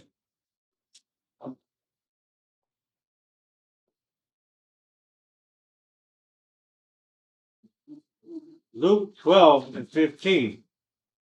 And he said unto them, take heed and beware of covetousness. That's why he said what? Says, take heed. That's why he said you better pay attention. It's dangerous. He said it's very critical. He said you got to pay attention. You got to listen up. You got to beware. You got to be cautious. What is this warning? Why is this warning so severe? He says take heed. He said beware. Do what? Take heed and beware of covetousness. He said you better be careful about comparing yourself to other people. You better watch how dangerous it is. Comparing yourself to other people is dangerous. Comparing yourself to their beauty,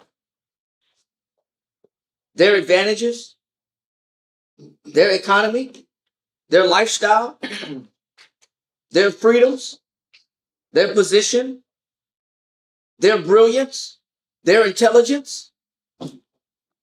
He said, you better watch out. It's dangerous.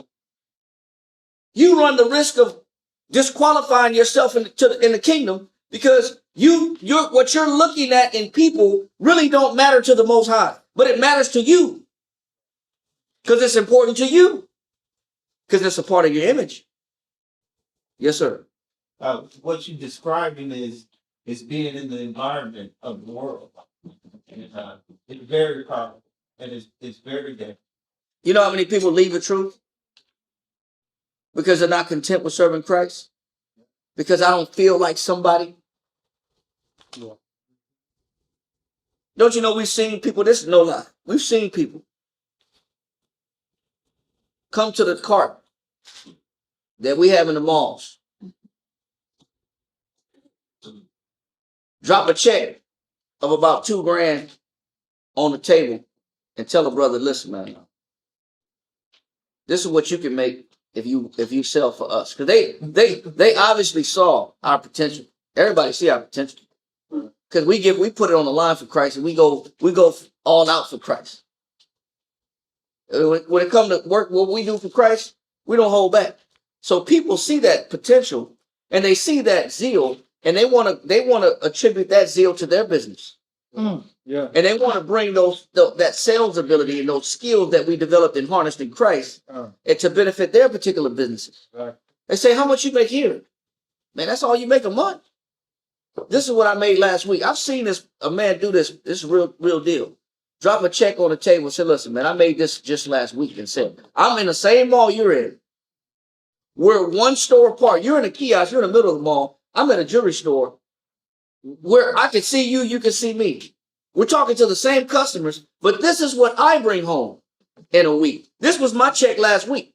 He put a $2,000 check on the table, commission check.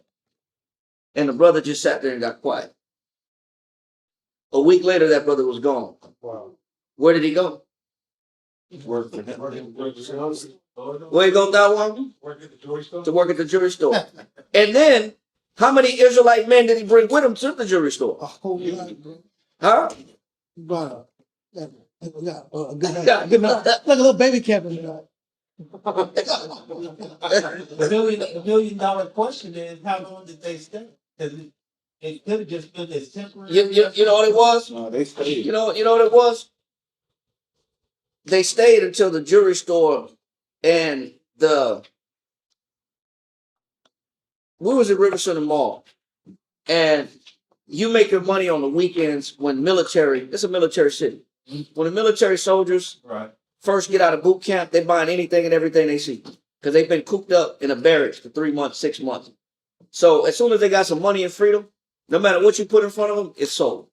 It's easy pickings. But then, because of the nature of the society, 9/11, all this other crap, they stopped letting, and also soldiers getting jumped and in the fights downtown, they stopped letting the soldiers just go to the mall. They let them shop on base. They kept them on base and shopping on base. So it killed the jewelry store business. Yeah. So now you got pulled out by a $2,000 check per week because somebody presented that to you, and you forfeited your duty for Christ because we were building schools and camps. We had our own school downtown. We had our own school building downtown. We had our own school. We owned our own property. We owned our own men's homes.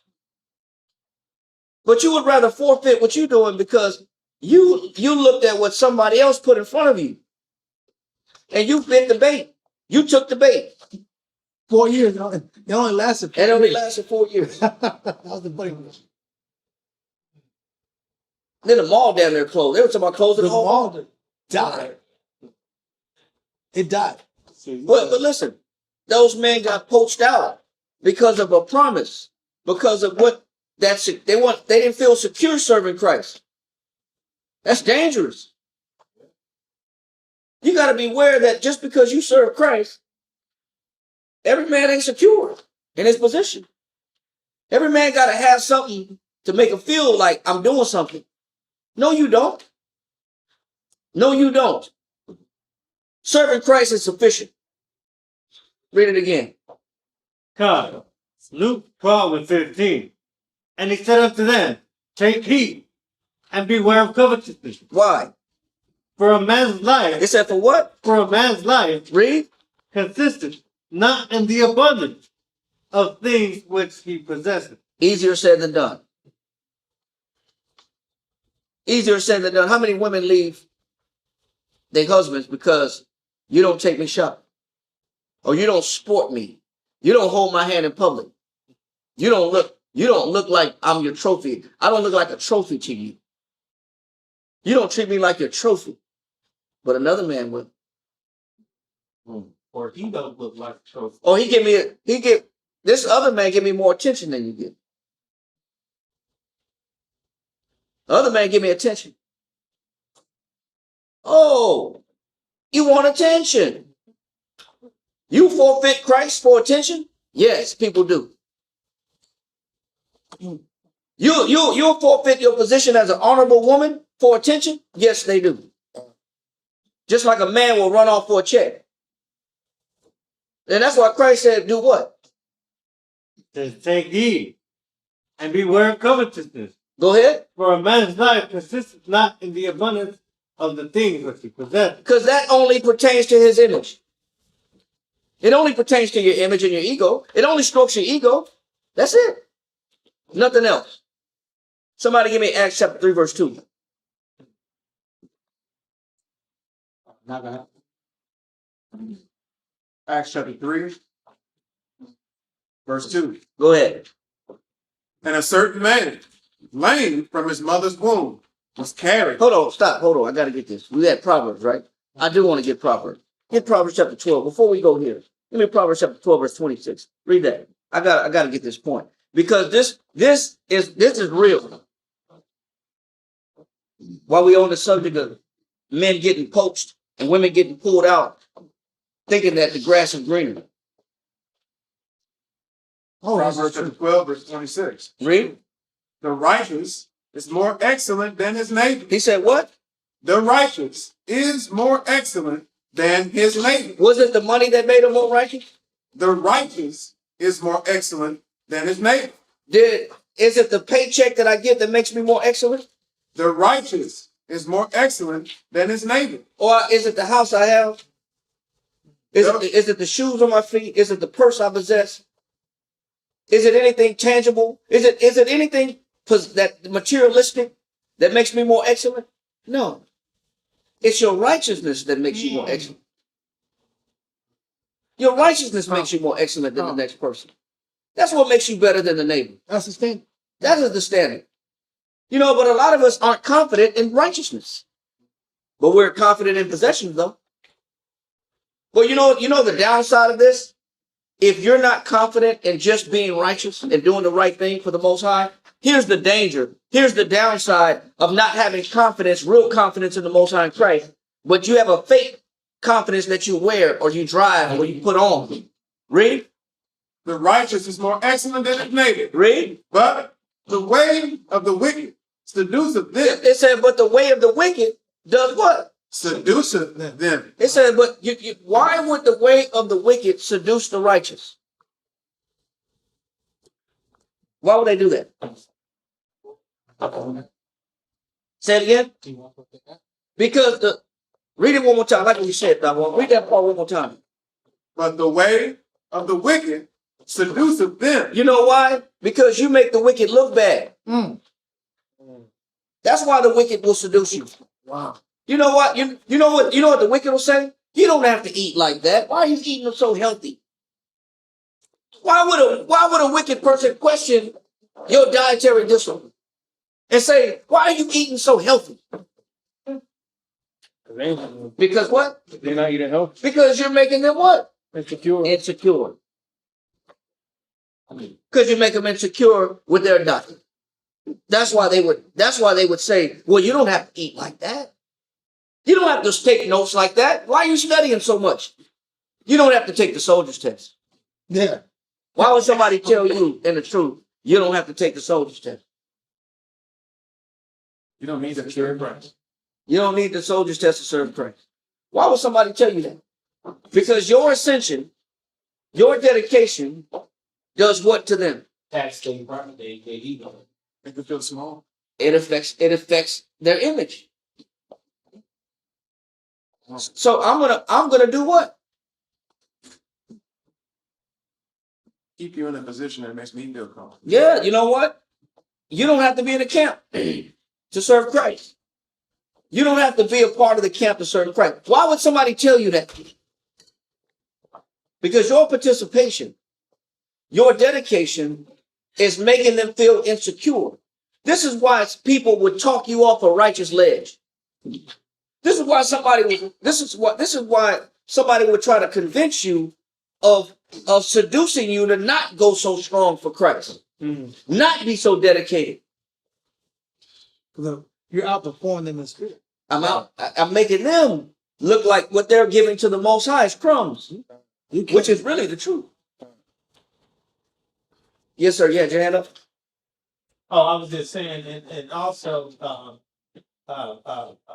following the wicked, it's usually easier and worldly. It's more enjoyable than to be, doing your thing over on the godly side with the work that you have to put in for the Lord. Why would somebody tell you you're letting them control you too much?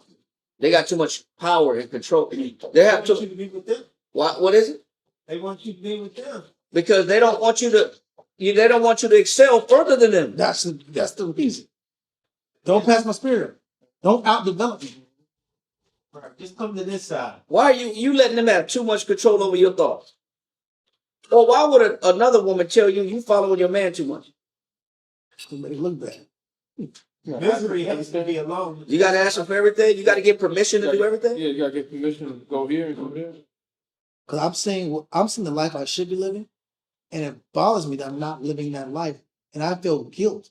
There's guilt that hits that spirit because this person is more honorable than me. Yeah. So when I'm in your presence, I feel dishonored. So I have to attack your household. So what does the wicked do? If I can't directly attack you, then I have to deceive you. That happens to a lot of people. I'm gonna start spreading rumors. And put rumors in here, let me know. I saw him the week. He was over there talking that. So you're gonna do anything to break that household. They do it a lot of the time. Yeah. They see a happy couple. They're talking about. I DM'd him and he responded. They do all kinds of things to get a reaction if they see peace. Yeah. Because they don't have peace. Wicked can't sleep. Yep. Then remember, he said they will not rest. They will not rest quiet. Huh? So they got to seduce. Yes, sir. You're not spontaneous no more. You always got to think about what you're gonna do or say. Yeah, you just need to be free. Yeah. Why you got to get permission all the time? Why you got to check in? You're a grown man checking in. You're a grown woman checking in. Why you got to check in with you? You just can't go to the store? No, I just can't go to the store. And I'm okay with not having that ability because I care more about being in order. Being in order is being more righteous. I'm needed over here right now. So when the root and the body's taken care of, then I do my own way. But you don't have that concept of giving yourself to the needs of the unit. So you have the individual concept. So now it bothers you that you're a part of something bigger than yourself. You know why the wicked feel some type of way? Yeah, you make the wicked jealous also. Like the scripture says about a woman envies a married woman. Yeah. It's about the contrast. The loose woman envies the married woman. Yeah. Why is that?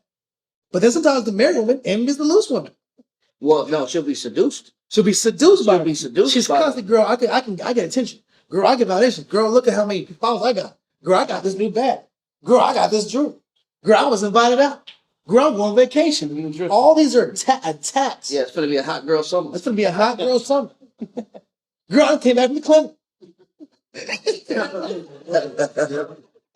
These are attacks. These are attacks that the peace Christ gave. Right? Because you make the righteous make the wicked feel some type of way. All that check was on the counter. All that $2,000 check was because the superior method of sales that we had and possessed made the other people at the jewelry store feel insecure. Wow. Wow. That's all it is. But we don't understand what makes us more excellent.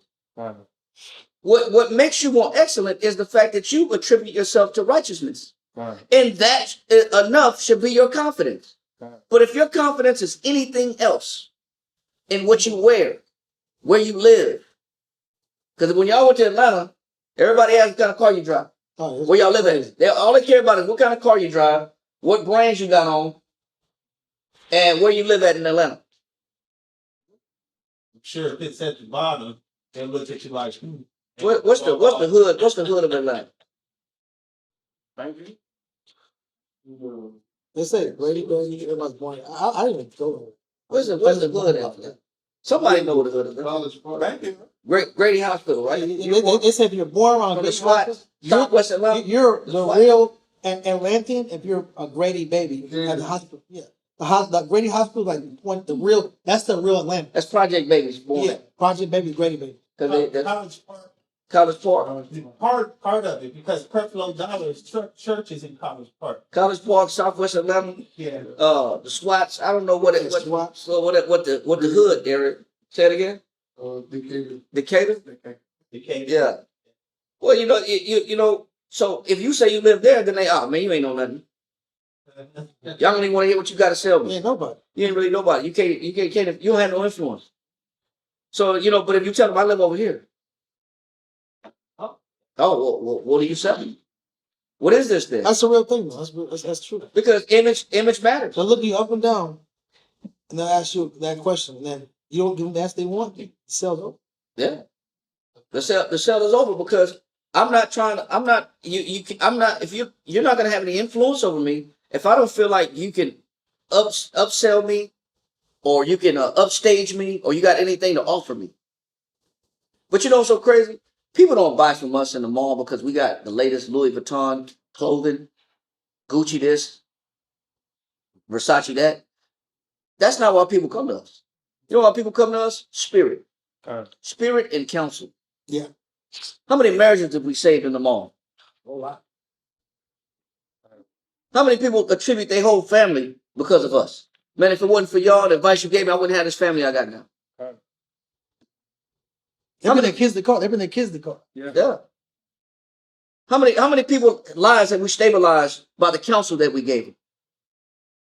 Now give me Acts chapter 3, verse 2. Acts 3:2. What you read? Read that. Acts 3:2. And a certain man, lame from his mother's womb, was carried, whom they laid daily at the gate of the temple, which is called Beautiful, to ask alms of them that entered into the temple. Go ahead. Who, seeing Peter and John about to go into the temple, asked an alms. And Peter, fastening his eyes upon him with John, said, "Look on us." He said what? Look on us. What'd he say? Look on us. Peter and John said what? Look on On the us. lame man that's been there for a long time. The beggar. He said, look on us. Read on. And he gave heed unto them, And the lame man looked at him. Read. expecting to receive something of He them. thought he was going to get a coin or something. Read. Then Peter said, "Silver and gold have I none." Did Peter and John say we came in this truth to collect silver and gold? Uh, What did Peter and John say out their mouth? He gave it up. Silver and gold have I none. When it comes, if you're looking for something material, that's not what we possess. If you're looking for material, you need to go in the world for that. You need to go to the bank. He said, silver and gold have we none. Read on. But such as I have given, but such as I have give I thee. He said, but what I do possess, what I do have, I'm going to give you. Read on. In the name of Yahushua of Nazareth, rise up and walk. He said, what? So what was the trade-off? What was the trade-off for Peter and John not having silver and gold? Spiritual. Say that again? The ability to heal people. That's the trade-off. Yeah, you don't have silver and gold. You don't serve Christ for material wealth and possession. That's why Peter and John said, we don't got that. That's not important to us anyway. He said, but what we do have, though, I'll give you what I do have. You need this counsel. You need this healing ability. You need these answers to your issues. Or sometimes you just need somebody to tell you the truth. Wow. That you're living a lie. And that you're missing something. Like Christ told the young rich ruler. Sometimes you need to hear the truth. A lot of people don't want to hear the truth. Some people need to hear the truth. So what's the trade-off? I mean, we may not have 2,000 a week to show for. But what we do have is mighty. What we do have is beneficial. What we do have is a real benefit. He said, I don't got silver and gold, but what I do have, I give it to you. Read. And he took him by the right hand and lifted him up. And immediately his feet and ankle bones received strength. He said his feet and his ankle bones did what? Received strength. Because you know what? That's real power. That's the trade-off. That's why I don't need silver and gold. But what I do need, though, is the power that comes from serving Christ, which you can only get when you're willing to let go of your image, when you're willing to let go of your ego, when you're willing to let go of what you use as a false sense of security. And when you're willing to drop that off, then you become mighty in Christ. Mm. But a lot of us got the wrong idea about what it means to be an Israelite. Wrong idea. And Christ got a problem with that. Give me Matthew 16:23.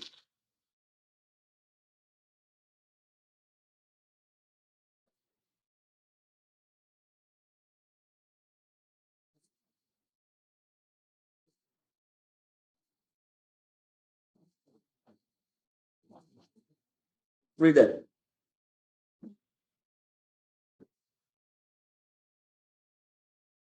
Matthew 16:23. But he turned and said unto Peter, Christ turned to this Peter right here. This same man that said, man, silver and gold, we ain't got it. But what did Christ say? Read. But he turned and said unto Peter, Get thee behind me, Satan. What did Christ call Peter? Satan. He said Christ called Peter what? Satan. Why? Thou art an offense unto me. He said, you're an offense to me. Why would Christ tell Peter, you're an offense to me? I'm offended by you. You offend me. Read. For thou savorest not the things that be of the Most High. He said, because you savor the things that what? Not the things that be of the Most High. Every time we savor or put on an image or obtain material or seek material wealth that represents us. Yeah. Every time we put on a costume or we feel like I'm complaining about my life because I don't got this and I don't have that, or this person has it better than me, easier than me. He said, man, we're offense to Christ because we care too much about the things that only stroke our ego. He said, because thou savorest what? Not. Says, for thou savorest not the things that be of the Most High. Because you don't care about the things that the Most High care about. That's why Christ is offended at a lot of us. A lot of us right now are in the truth and we're offensive. We're offensive to Christ. Because our priorities are not aligned. We're too busy looking at who got what and what I don't have, when that's really irrelevant. We're looking at stability the wrong way. We evaluate our spiritual well-being the wrong way. We look at who we are as a person. I'm not this unless I got a woman. I'm not this unless I got a man. I'm not this. I'm not confident unless I got a car. I'm not confident unless I got this type of house or these kind of clothes. Man, most I don't care about all that. And the more you care about it, the more Christ is offended by you. A lot of us are walking offenses to Christ because our priorities are not in the right place. We halfway care about class. We halfway take notes, but we sure as hell care about what the hell's going on in the world and what somebody got that I don't got. Who got it better than me? Yeah. Our concern is in the wrong place. I'm not winning. I'm not winning compared to how they win. I don't feel right. Yeah. You know, because you don't got the things that make you pop your collar. Yeah. Because you can't pop your collar. Can't take another loss. I can't take another loss. I can't go on vacation. I have free time. And what I do don't make me look like the man. Yeah. Oh, because you're insecure. I don't got the latest J's, whatever case may be. Yeah. Or somebody just has it better. Somebody can do something better than me. Yeah. Okay. So what? Why am I so mad? It's hard for me, but it's easy for them. Yeah. Can't take it. Or this person's success makes me feel bad and inadequate. Why does somebody else's ability make you feel inadequate? Because you care about the wrong thing. Because you don't care about what the Most High care about. While you over there standing over there jealous at what somebody else can do better than you, the Most High don't give a damn about that either. Dang. Priorities in the wrong place. And that's why Christ said, man, you're an offense to me. You don't care about the right thing. A lot of us don't care about the right thing. We care about the wrong. Our minds are in the wrong place. Wow.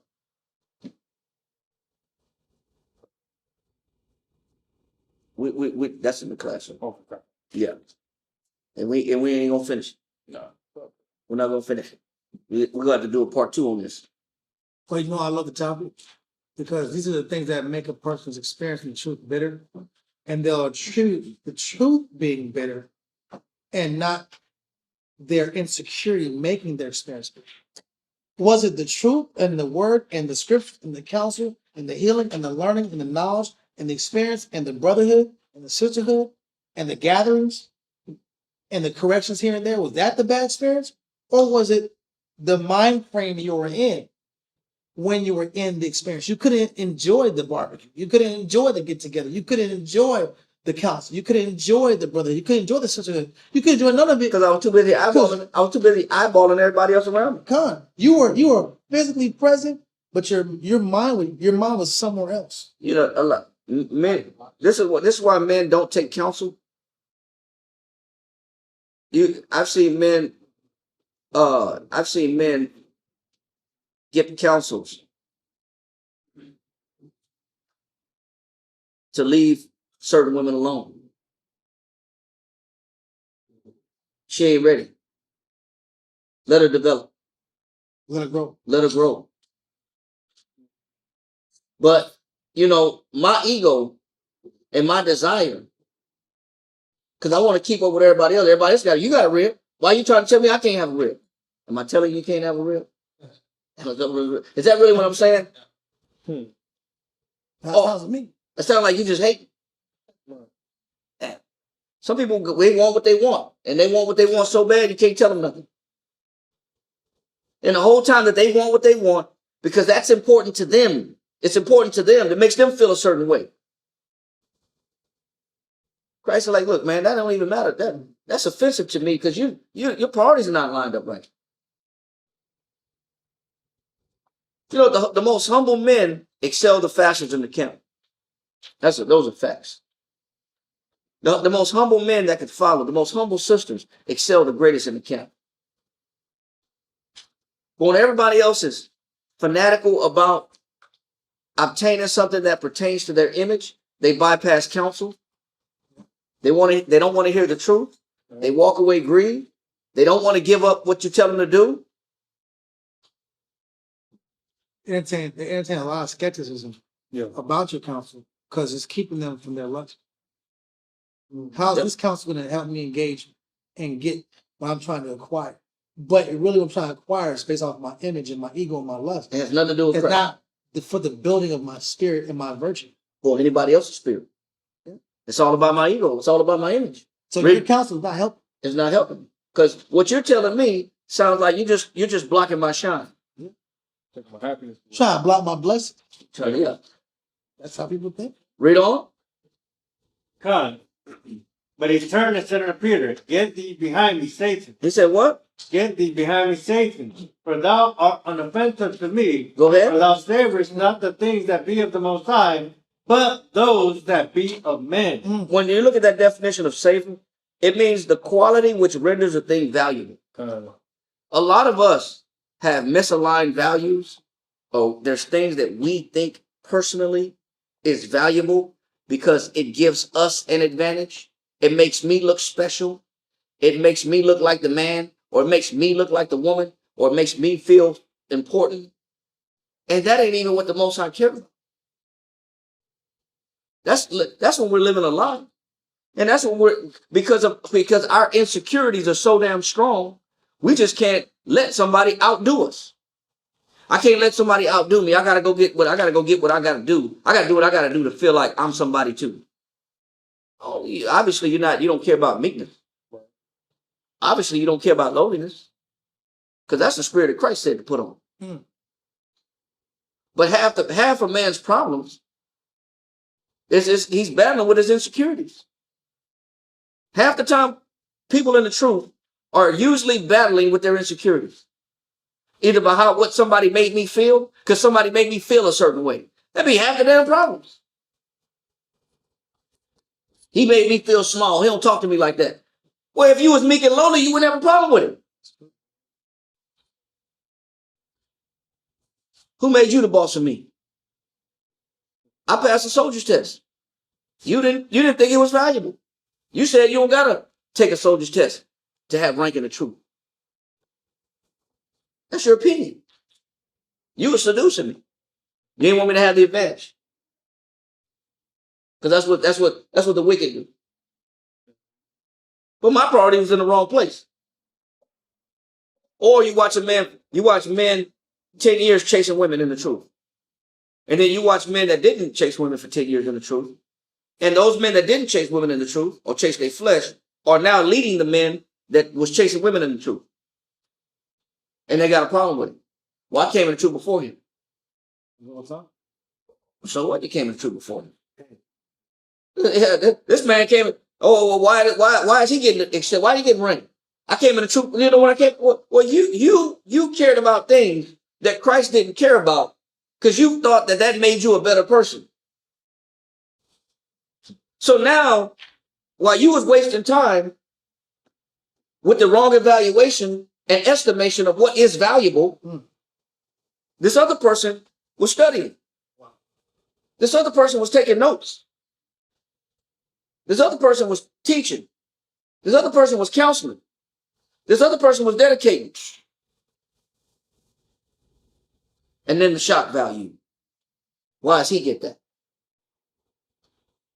Why does he get that position? Why he got to be in charge? You cared about things that wasn't important. You chased the wrong damn thing. You know how many times we see that in the truth? Never ending. You know how many times you could tell a man, hey, bro, I've seen this movie before. You're on year 5. And you're just in this rat race of trying to acquire things. You're wasting your time. Don't come year 7 and year 9 or 10 and you're doing the same thing. You're on the trajectory of being the same person that we've seen before that wasted his time in the truth. Oh, I'm not going to be like that, brothers. I'm not going to be like that, brother, or those brothers. Call them out and call them out. I said, I'll never be like that. I'll never be like those brothers. And then do the same. Come year 8, Yeah. come year 9, I'm no different. I've been chasing things that are not important to the Most High. Because it added to my ego. Who gives a damn? You know what Christ said? Read verse 24. God. Matthew chapter 16, verse 24. Then said Yahushua unto his disciples. You gotta read it again. Read it clear.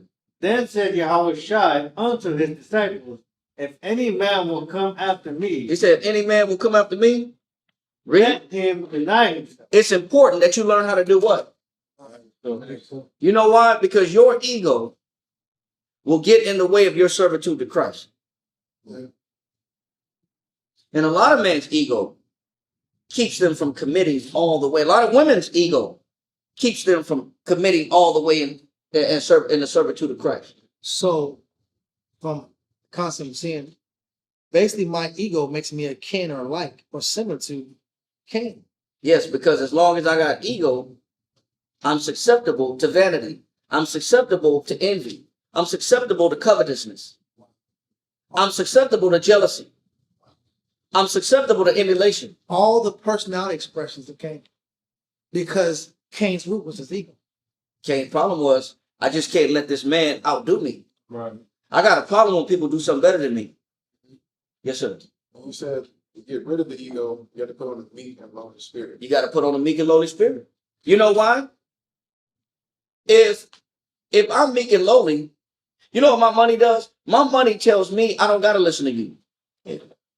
Who are you, bro? Yeah, you don't pay me enough to follow you. I don't. Do you know who you're talking to? What does pride do? Do you know, man? Who are you to talk to me this way?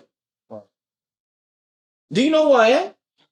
That's a classic. You know who you're talking to right now? Yeah, so I'll never be in the spirit of Christ because my pride is getting in the way. Or the things I chase that I think are important, which are really not important and really a waste of time, is making me offensive in the eyes of Christ because I don't savor the things that Christ savors. I don't savor the thing the Most High savors. That savor, by definition, he said, thou savorest not They said that savor means, let me get the definition again. He said, you got it, read that part. It says savor. It says the quality which renders a thing valuable. There it is. The quality that which renders a thing valuable. The man's values are mainly attributed to his ego and to what makes him feel like a woman or a man. Yeah. And it doesn't align properly with what Christ and the Most High finds valuable. So a lot of people in the truth waste their time in the truth, chasing the wrong values, looking after the wrong values, trying to acquire the wrong values. And the truth becomes a waste of time. And they forfeit their opportunity for the kingdom simply for some material possessions or that added to their ego. What you got? It says right here. It says in scripture denotes that which renders a thing acceptable to the Most High. It says that which, what? It says in scripture denotes that which renders a thing acceptable to the Most High or his acceptance. What renders the thing valuable to the Most High or his acceptance? Read that Matthew 11:29 one more time. 11:29. 29. Matthew chapter 11 verse 29. Somebody's giving Matthew chapter 19 verse 23. 11 and 29. Take my yoke upon you. That's why Christ said what? Take my yoke upon you. Go ahead. And learn of me. And learn of me. Read on. For I am meek and lowly. He said, for I'm meek and what? Meek and lowly in heart. He said, for I'm meek and lowly in what? In heart. What is valuable to the Most High? Meek and lowly. Meekness and lowliness. Though that's what the Most High savors. Right. We savor cars, clothes, jewelry, Competition. relationships, Yeah. status, position, freedom, liberty, everything that don't matter to the Most High. Life. Course of life. Who's doing what better than me? Who got it easier than me? Who got it better than me? He tripping. You tripping and wasting your time. Because that's not what the Most High values. Now give me Matthew 19:23. Matthew chapter 19, verse 23. Then said Yahushua unto his disciples, verily I say unto you, that a rich man shall hardly enter into the kingdom of heaven. That's why Christ said a rich man will hardly enter into the kingdom of heaven. Why is Christ saying that a rich man will hardly enter into the kingdom of heaven? Too concerned about his future. What his possession, what he had. The class title is called Unfasten the Grip of Insecurity. You know why it's hard for a rich man to get to the kingdom? Because you just can't pry away out of his hands. You can't force his hands open to the things that give him what? Security. The things that man holds on to, his grip is so strong because it's attached to his security. It's attached to his confidence. That's why we can tell a man, listen, bro, we had men come to truth and their hair is jacked up. And we tell a brother, listen, man, cut your hair, bro. You about to go in the mall. You need to cut your hair. You need to change. You need to alter your image. You're wild and bushy. You got these dreads that's knotting up. But when a person's image is attached to their self-esteem, a man just won't pry his image away. And because he's comfortable with that. He's comfortable with the fact that I'm comfortable behind my look. I don't want to alter my look because this is who I project myself to be. I'm comfortable behind it. We used to have men, they used to have big bushy dreadlocks, and there was already big brothers, and they had these big old dreads, and they just look intimidating. Like, brother, listen, when I tell you cut your hair off, just fix it. You're hiding behind this image of a strong, tough Hebrew Israelite. Many men hide behind an image. Strong beard, strong hair. I'm hiding behind this image. But that's not you. Why don't you be yourself? You're really a nice guy. You're really a soft-spoken, nice guy. because of the world has treated you a certain way, you put on the image of a bolo tough guy, kick ass, Kimbo Slice looking dude. But that's not really your spirit. You're really an easygoing person that's really cool to talk to and easy to, and cool to hang out with. That's really not your spirit. People don't want to let that go because this has been me for so long. This is who I think I am. So I can't get it. You can't get that image out of their hand. This is what makes me, this is what I use for my protection. This is the image I use to feel safe. I got to keep money on me because if I not, I feel naked. You can't pry that idea out of their head. Or you tell a woman, hey, put some clothes on. No, well, you know what? My body is my strength. That's my strong suit. God bless me with it, so I'm going to just show them off. Cover yourself up. Well, no, because you're just trying to, I won't get no attention. I don't feel special unless I show off my curves. Hide your curves. I don't want to hide my curves. You know what you can't do? You can't peel off somebody's damn ego. It's hard to do that. You can't twist somebody's ego and image out of their hand. They don't want to let it go. So however strong a person's insecurity is based upon what they possess or who they think they are, the harder it is for them to get into the kingdom. Read it again. Matthew chapter 19, verse 23. Then said Yahushua unto his disciples, verily I say unto you, that a rich man shall hardly enter into the kingdom of heaven. Why is that, class? Because those riches are associated with who? His security. Who he think he is. His identity. His identity. He don't want to let it go. Reputation. And that's why Christ said, you come follow me, you better deny yourself. Can't do that. I can't deny me. I feel vulnerable. I feel weak. People don't like looking weak. That's why people don't confess their mistakes. Why do people don't? You could sit there and watch people make alphabet soup decisions, elementary decisions, and they won't say they're wrong. Why? Because if I admit I'm wrong and I start showing my weaknesses, I care too much about how people look at me. I care too much about my image. So I don't want to look wrong. I don't like looking wrong. Because I care too much about how people perceive me. Yeah. People perceive me too. If I say I'm weak, they won't respect me. Right. Yeah. Man won't respect me because I look. I got you.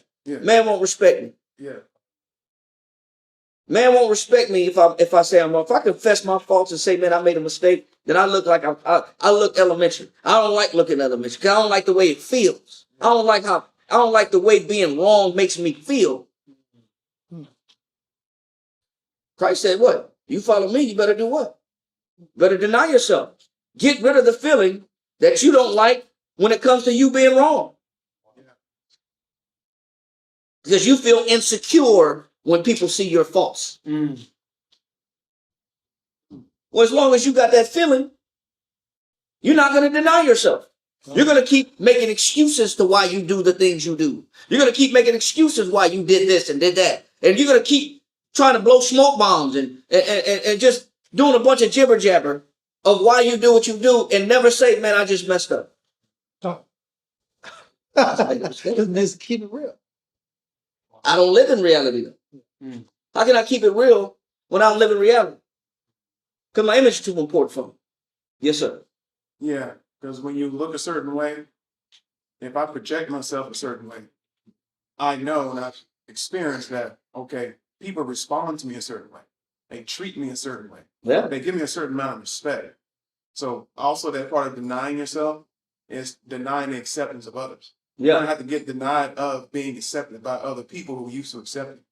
Or that was looks of favor you get from other people. You got to be denied of that.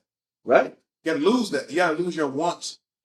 And that's why I said in verse 24, hold that where we at right now, because we're in Matthew 19:23. We're in When 1923, right? Yeah. Read that again. Matthew chapter 19, verse 23. Then said Yahushua unto his disciples, verily I say unto you, Go ahead. that a rich man shall hardly enter into the kingdom of heaven. And again, I say unto you, it is easier for a camel to go through the eye of a needle than for a rich man to enter into the kingdom of the Most High. Read on. When his disciples heard it, they were exceedingly amazed, saying, who then can be saved?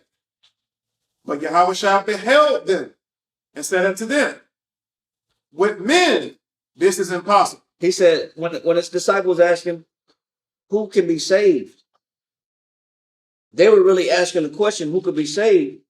Because what Christ is saying is, you got to let go of your image. And what Christ is saying is, if you leave it up to men to let go of their image, he said, this is what? Impossible. He said, this is impossible. If men have associated money to their confidence, and that's what they hold on to validate themselves, he says, if you expect them to let that go, you tripping. That's why the young rich ruler walked away, grieved and sad, with his head down.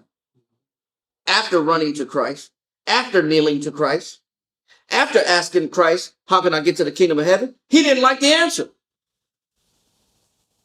Because the truth of it is, if you're asking a man to let go of his image that he's been walking with all his life, of what he thinks provides him of his confidence, that's why you can tell a man, come off your job and come join the camp.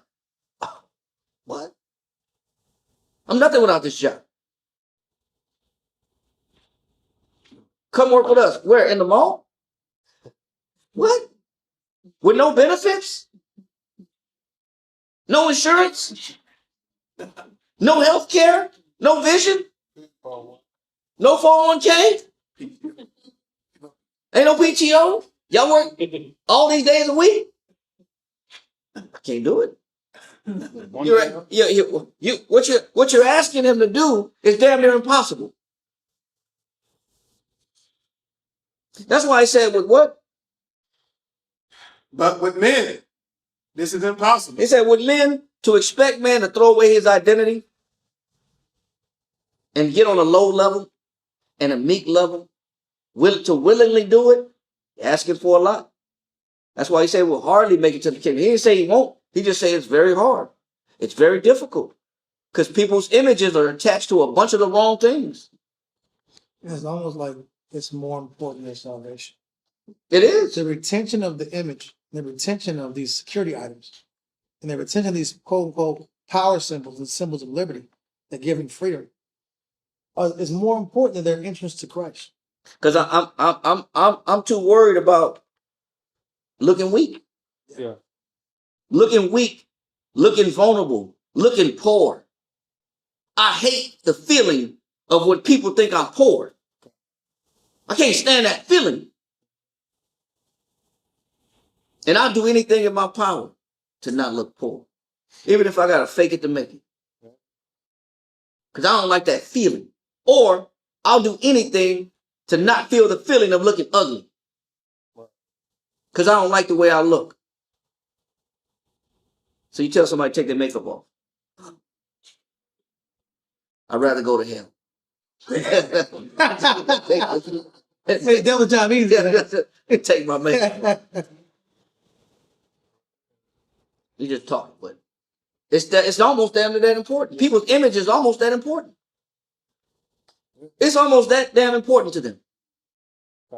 Because I don't know who I am without it. Yeah. Because I made it so important to me. Yeah. But it was never what the Most High deemed important. The Most High didn't save him. Train their mind like that. Yeah, I've trained myself to think this is valuable. And therefore, that's why it's hard to train ourselves to have confidence in Christ, in the Most High, because I trained myself for so many years that my image was correct, the way that I lived was correct, the way that I carried myself was correct. Now I'm being told to sit back here and let go of my damn image. Now it's like, Now it's a foreign language. Right? Now there's strife.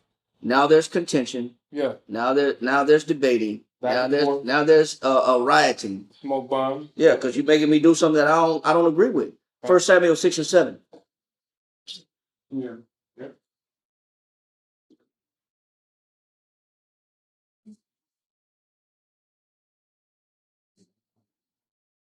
Now, 1 Samuel chapter 6. Read. 1 Samuel chapter 6, verse 7. 1 Samuel 6 and 7. Now therefore, make a new cart and take 2 milch kid. 1 Samuel 16 and 10. Yes, sir. I said we're going to make 1 Samuel chapter 16, verse 7.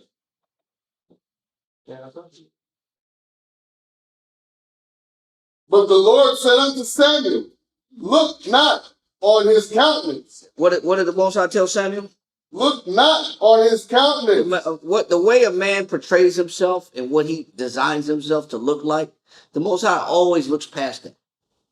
We're the ones that get caught up on looks. Looks is important to us. Status is important to us. Wealth is important to us. Because all of it is attributed to our fake persona. Yeah. And our image and our identity. He said, but the Most High told Samuel, look, he said, do what? Look not on his The countenance. Most High looked past each and every costume that we put on. Read on. Or on the height of his stature. Because that is irrelevant. Height, a man's height is irrelevant. Not according to some people. Some people will go out of their way and go out of their dollar to extend themselves in height. Yeah. Just like some people will put themselves in a poorhouse and live beyond their means unnecessarily to look a certain way. Because with the look comes the feeling. Yeah. And they care more about the feeling that comes with the look than they care about the truth of the fact that they're really in this situation. Go to Revelation chapter 3, verse 17. Hold this, where you at?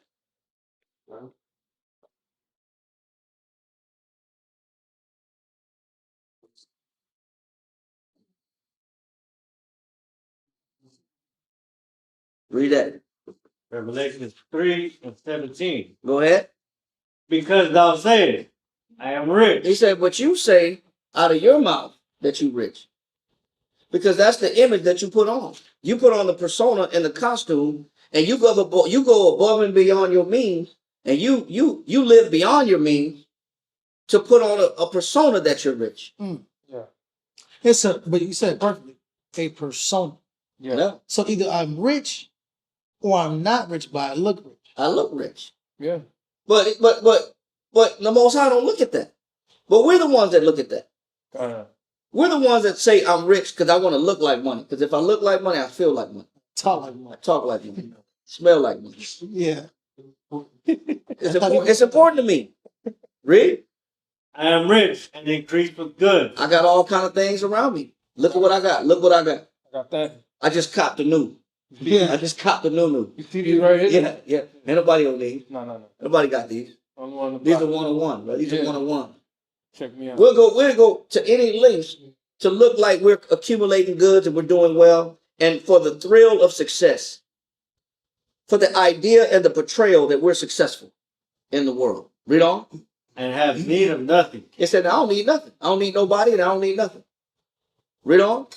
And knowest not. He said, but this is the lie that we like to live. He said, but Christ said, you don't really know the truth. The real truth of it is what? And knowest not that thou art wretched. He said, you're really wretched. You're really miserable. You're really hiding behind all these fake images that you put on, evaluations, because you really feel bad about yourself. So you're saying that we use trinkets as shields. Yes, Some people saying, to hide the misery. yeah. It's like makeup. I use makeup to hide my blemishes, But men do it. but men do it too. Yeah. So we go through life hiding blemishes. But we'll rather feel like we're perfect. We'd rather feel strong. We'd rather feel confident. The feeling of being confident and strong is more important than actually the truth. Right. But the truth of it is, on the inside, I'm what? Wretched. I'm miserable.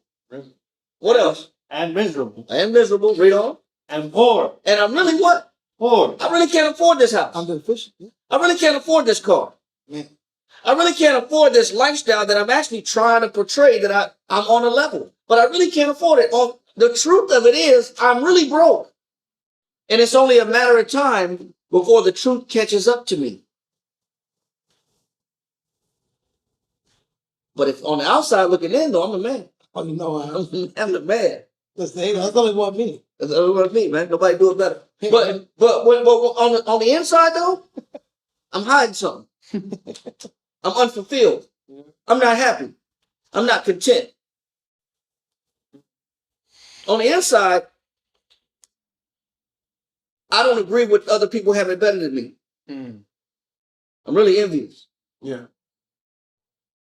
I only got these things so I could be on par socially with my peers. But really, I can't afford it. That's what it really is about. Wow. Yeah. Read on. Come, says, and knows not that thou art wretched and miserable and poor and blind. He said, and you blind. You know why he said you're blind? Because we don't see things how the Most High see things. We don't value things that the Most High values. That's why he said we're blind. Because the things that I feel are important are really not important to the Lord. But it's all attributed to my image, my ego. Like a child needs to keep a blanket because that's their comfort world. Comfort blanket. People be doing the same thing. They just grow up. They just grow up holding on to things unnecessarily. Yeah. He said, I'm really blind. Is that it? And naked. And naked. And I'm naked. So I really got on an outfit that really don't fit me. Because really I'm naked, so I'm just putting on anything to feel better about myself. Anything to make me feel better. And I'm not content on serving Christ. Yes, sir. Yeah, it's also saying that you're really not at peace when you're really unfulfilled and you're hiding it. You mask it. And you're really in a position where you need help. But you always bypass your help. You never ask for help. And that little secret feeling that you have of unfulfillment, you run from it. And then eventually you get to a state of depression. You get to a state of loneliness. And you feel like you're on this island. But you got yourself to that point. Because you never asked. Or I'll chamber. Right.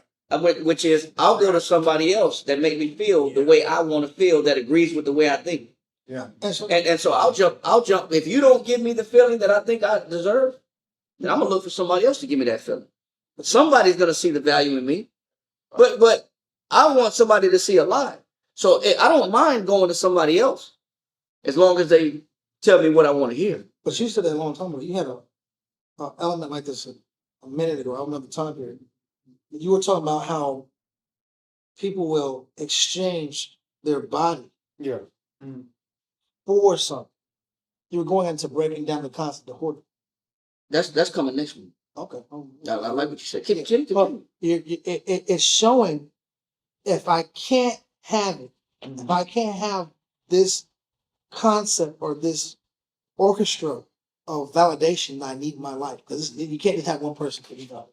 You got to have that person, that job, that car, that shoe, that house, that compliment, and this mean life. Never satisfied. If I can't have this orchestra of validation around me, then there's a point in spirituality where what am I going to do to get it? And that position or that posture requires a sacrifice. And the sacrifice is often your physical temple. And people give their temple up just to get the feeling. And that explains how people hoard themselves. Exactly. People hoard themselves. Like I used to be a Trump fan for a little bit before he started tripping out with all these bombs blowing people up and going crazy, Epstein files. But when you look at him, at one point, he's this guy fighting for the people and fighting for the common working man and making financial sense. And then you see just a hoard for power. And I'll do anything. I'll exchange everything for power, like a politician. I'll exchange the people I serve. I'll exchange my community. I'll lie. I'll cheat. I'll steal. I'll be a political figure where I'll pour out my morality for power. Lord, like he said out of his own mouth, I got a 99% approval rate in Israel. What about America? I thought you said America first. That's a contradiction. Yeah. You said America first, and in reality, because you whore your political position out for finance and power, For ego strokes. it's really somebody else first. Wow. It's Amalek first.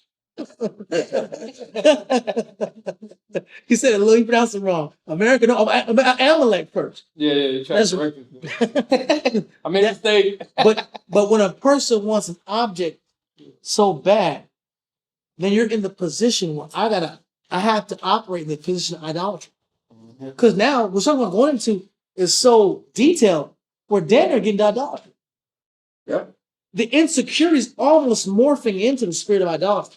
Because when Christ is not enough, and the life is not enough, and peace is not enough, and righteousness is not enough, and perfecting myself is not enough, and the truth is not enough, what is the next stage?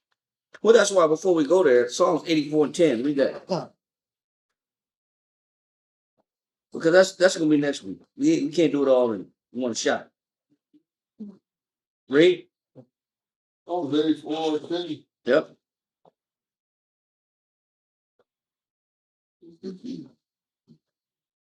Read that. Psalms 84:10. Go ahead. For a day in the courts, No, read it right. Read it again.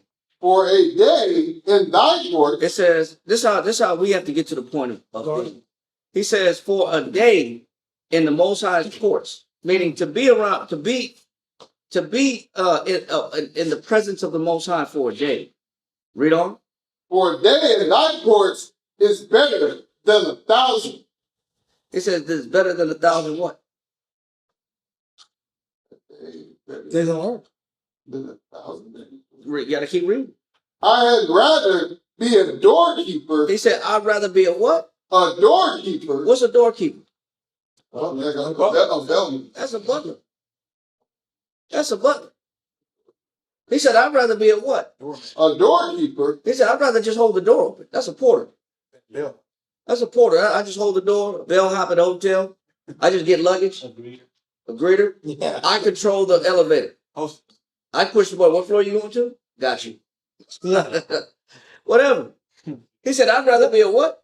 I'd rather be a doorkeeper in the house of my God He said, I'd rather be a doorkeeper in the house of my God. Read. than to dwell in the tents of wickedness. He said, then to dwell in the tents of what? Wickedness. What do you prefer? Sometimes the doorkeeper is not enough for the Lord. Sometimes we prefer the tents of wickedness. Sometimes just that is not enough for me. Because that's too low. I'm above that. I'm better than that. I'm better than a doorkeeper. And you don't understand what's good for you. Your image is not important. That's why he's saying right here, I'd rather be a doorkeeper. Just let me hold the door in your courts than for me to split the wealth of the wicked. Read on. 11. For the Lord's power is a sun and shield. He said, if I know what's good for me, the Lord, the Most High is my sun and shield. Meaning he's my confidence. He's my protection. He's my form of safety. Not what I possess and not what I do. Read on. The Lord will give grace and glory. He said, the Lord will give grace and glory. He'll validate my cause. A lot of men seek their own validation to their ruin. Read on. No good thing will he withhold from them that walk uprightly. And I know that in due time, if I just keep walking uprightly, I'll get everything I want anyway. And that's why Christ said with men it's impossible. With the Most High, what? All things. All things are possible. Because eventually, if I just stay right with the Most High, giving him what he wants from me and valuing the things that he values, eventually he'll give me everything I want anyway. I don't have to forfeit anything. Finish that. 12. O Lord of hosts, blessed is the man that trusted in thee. Now finish that verse, Matthew chapter 19, verse 26. And we're done with the class. Matthew chapter 19, verse I love what 26. you're saying. Okay, let's finish it. I'm gonna let you talk. I want to get over. Go ahead. Matthew chapter 19, verse 26. But Yahushua beheld him and said unto them, It said, but Yahweh Shah beheld them and said unto them, what? with men, this is impossible. It said, if men are, if you expect men to let go of the things that they have associated to their image, or their ego, or their identity, or who they think they are, they're never going to let it go. They're never going to unhand it. They're never going to drop it. He said it's damn near impossible because it's too important to them. He said, but with the Most High, they have to start looking at things the way the Most High looks at things. When we look at Samuel, we finished that in Samuel. We never finished it. Let's finish that in Samuel. Samuel, come. It was 1 Samuel 16 to 7. Read that. We didn't finish it. 1 Samuel 16 and 7.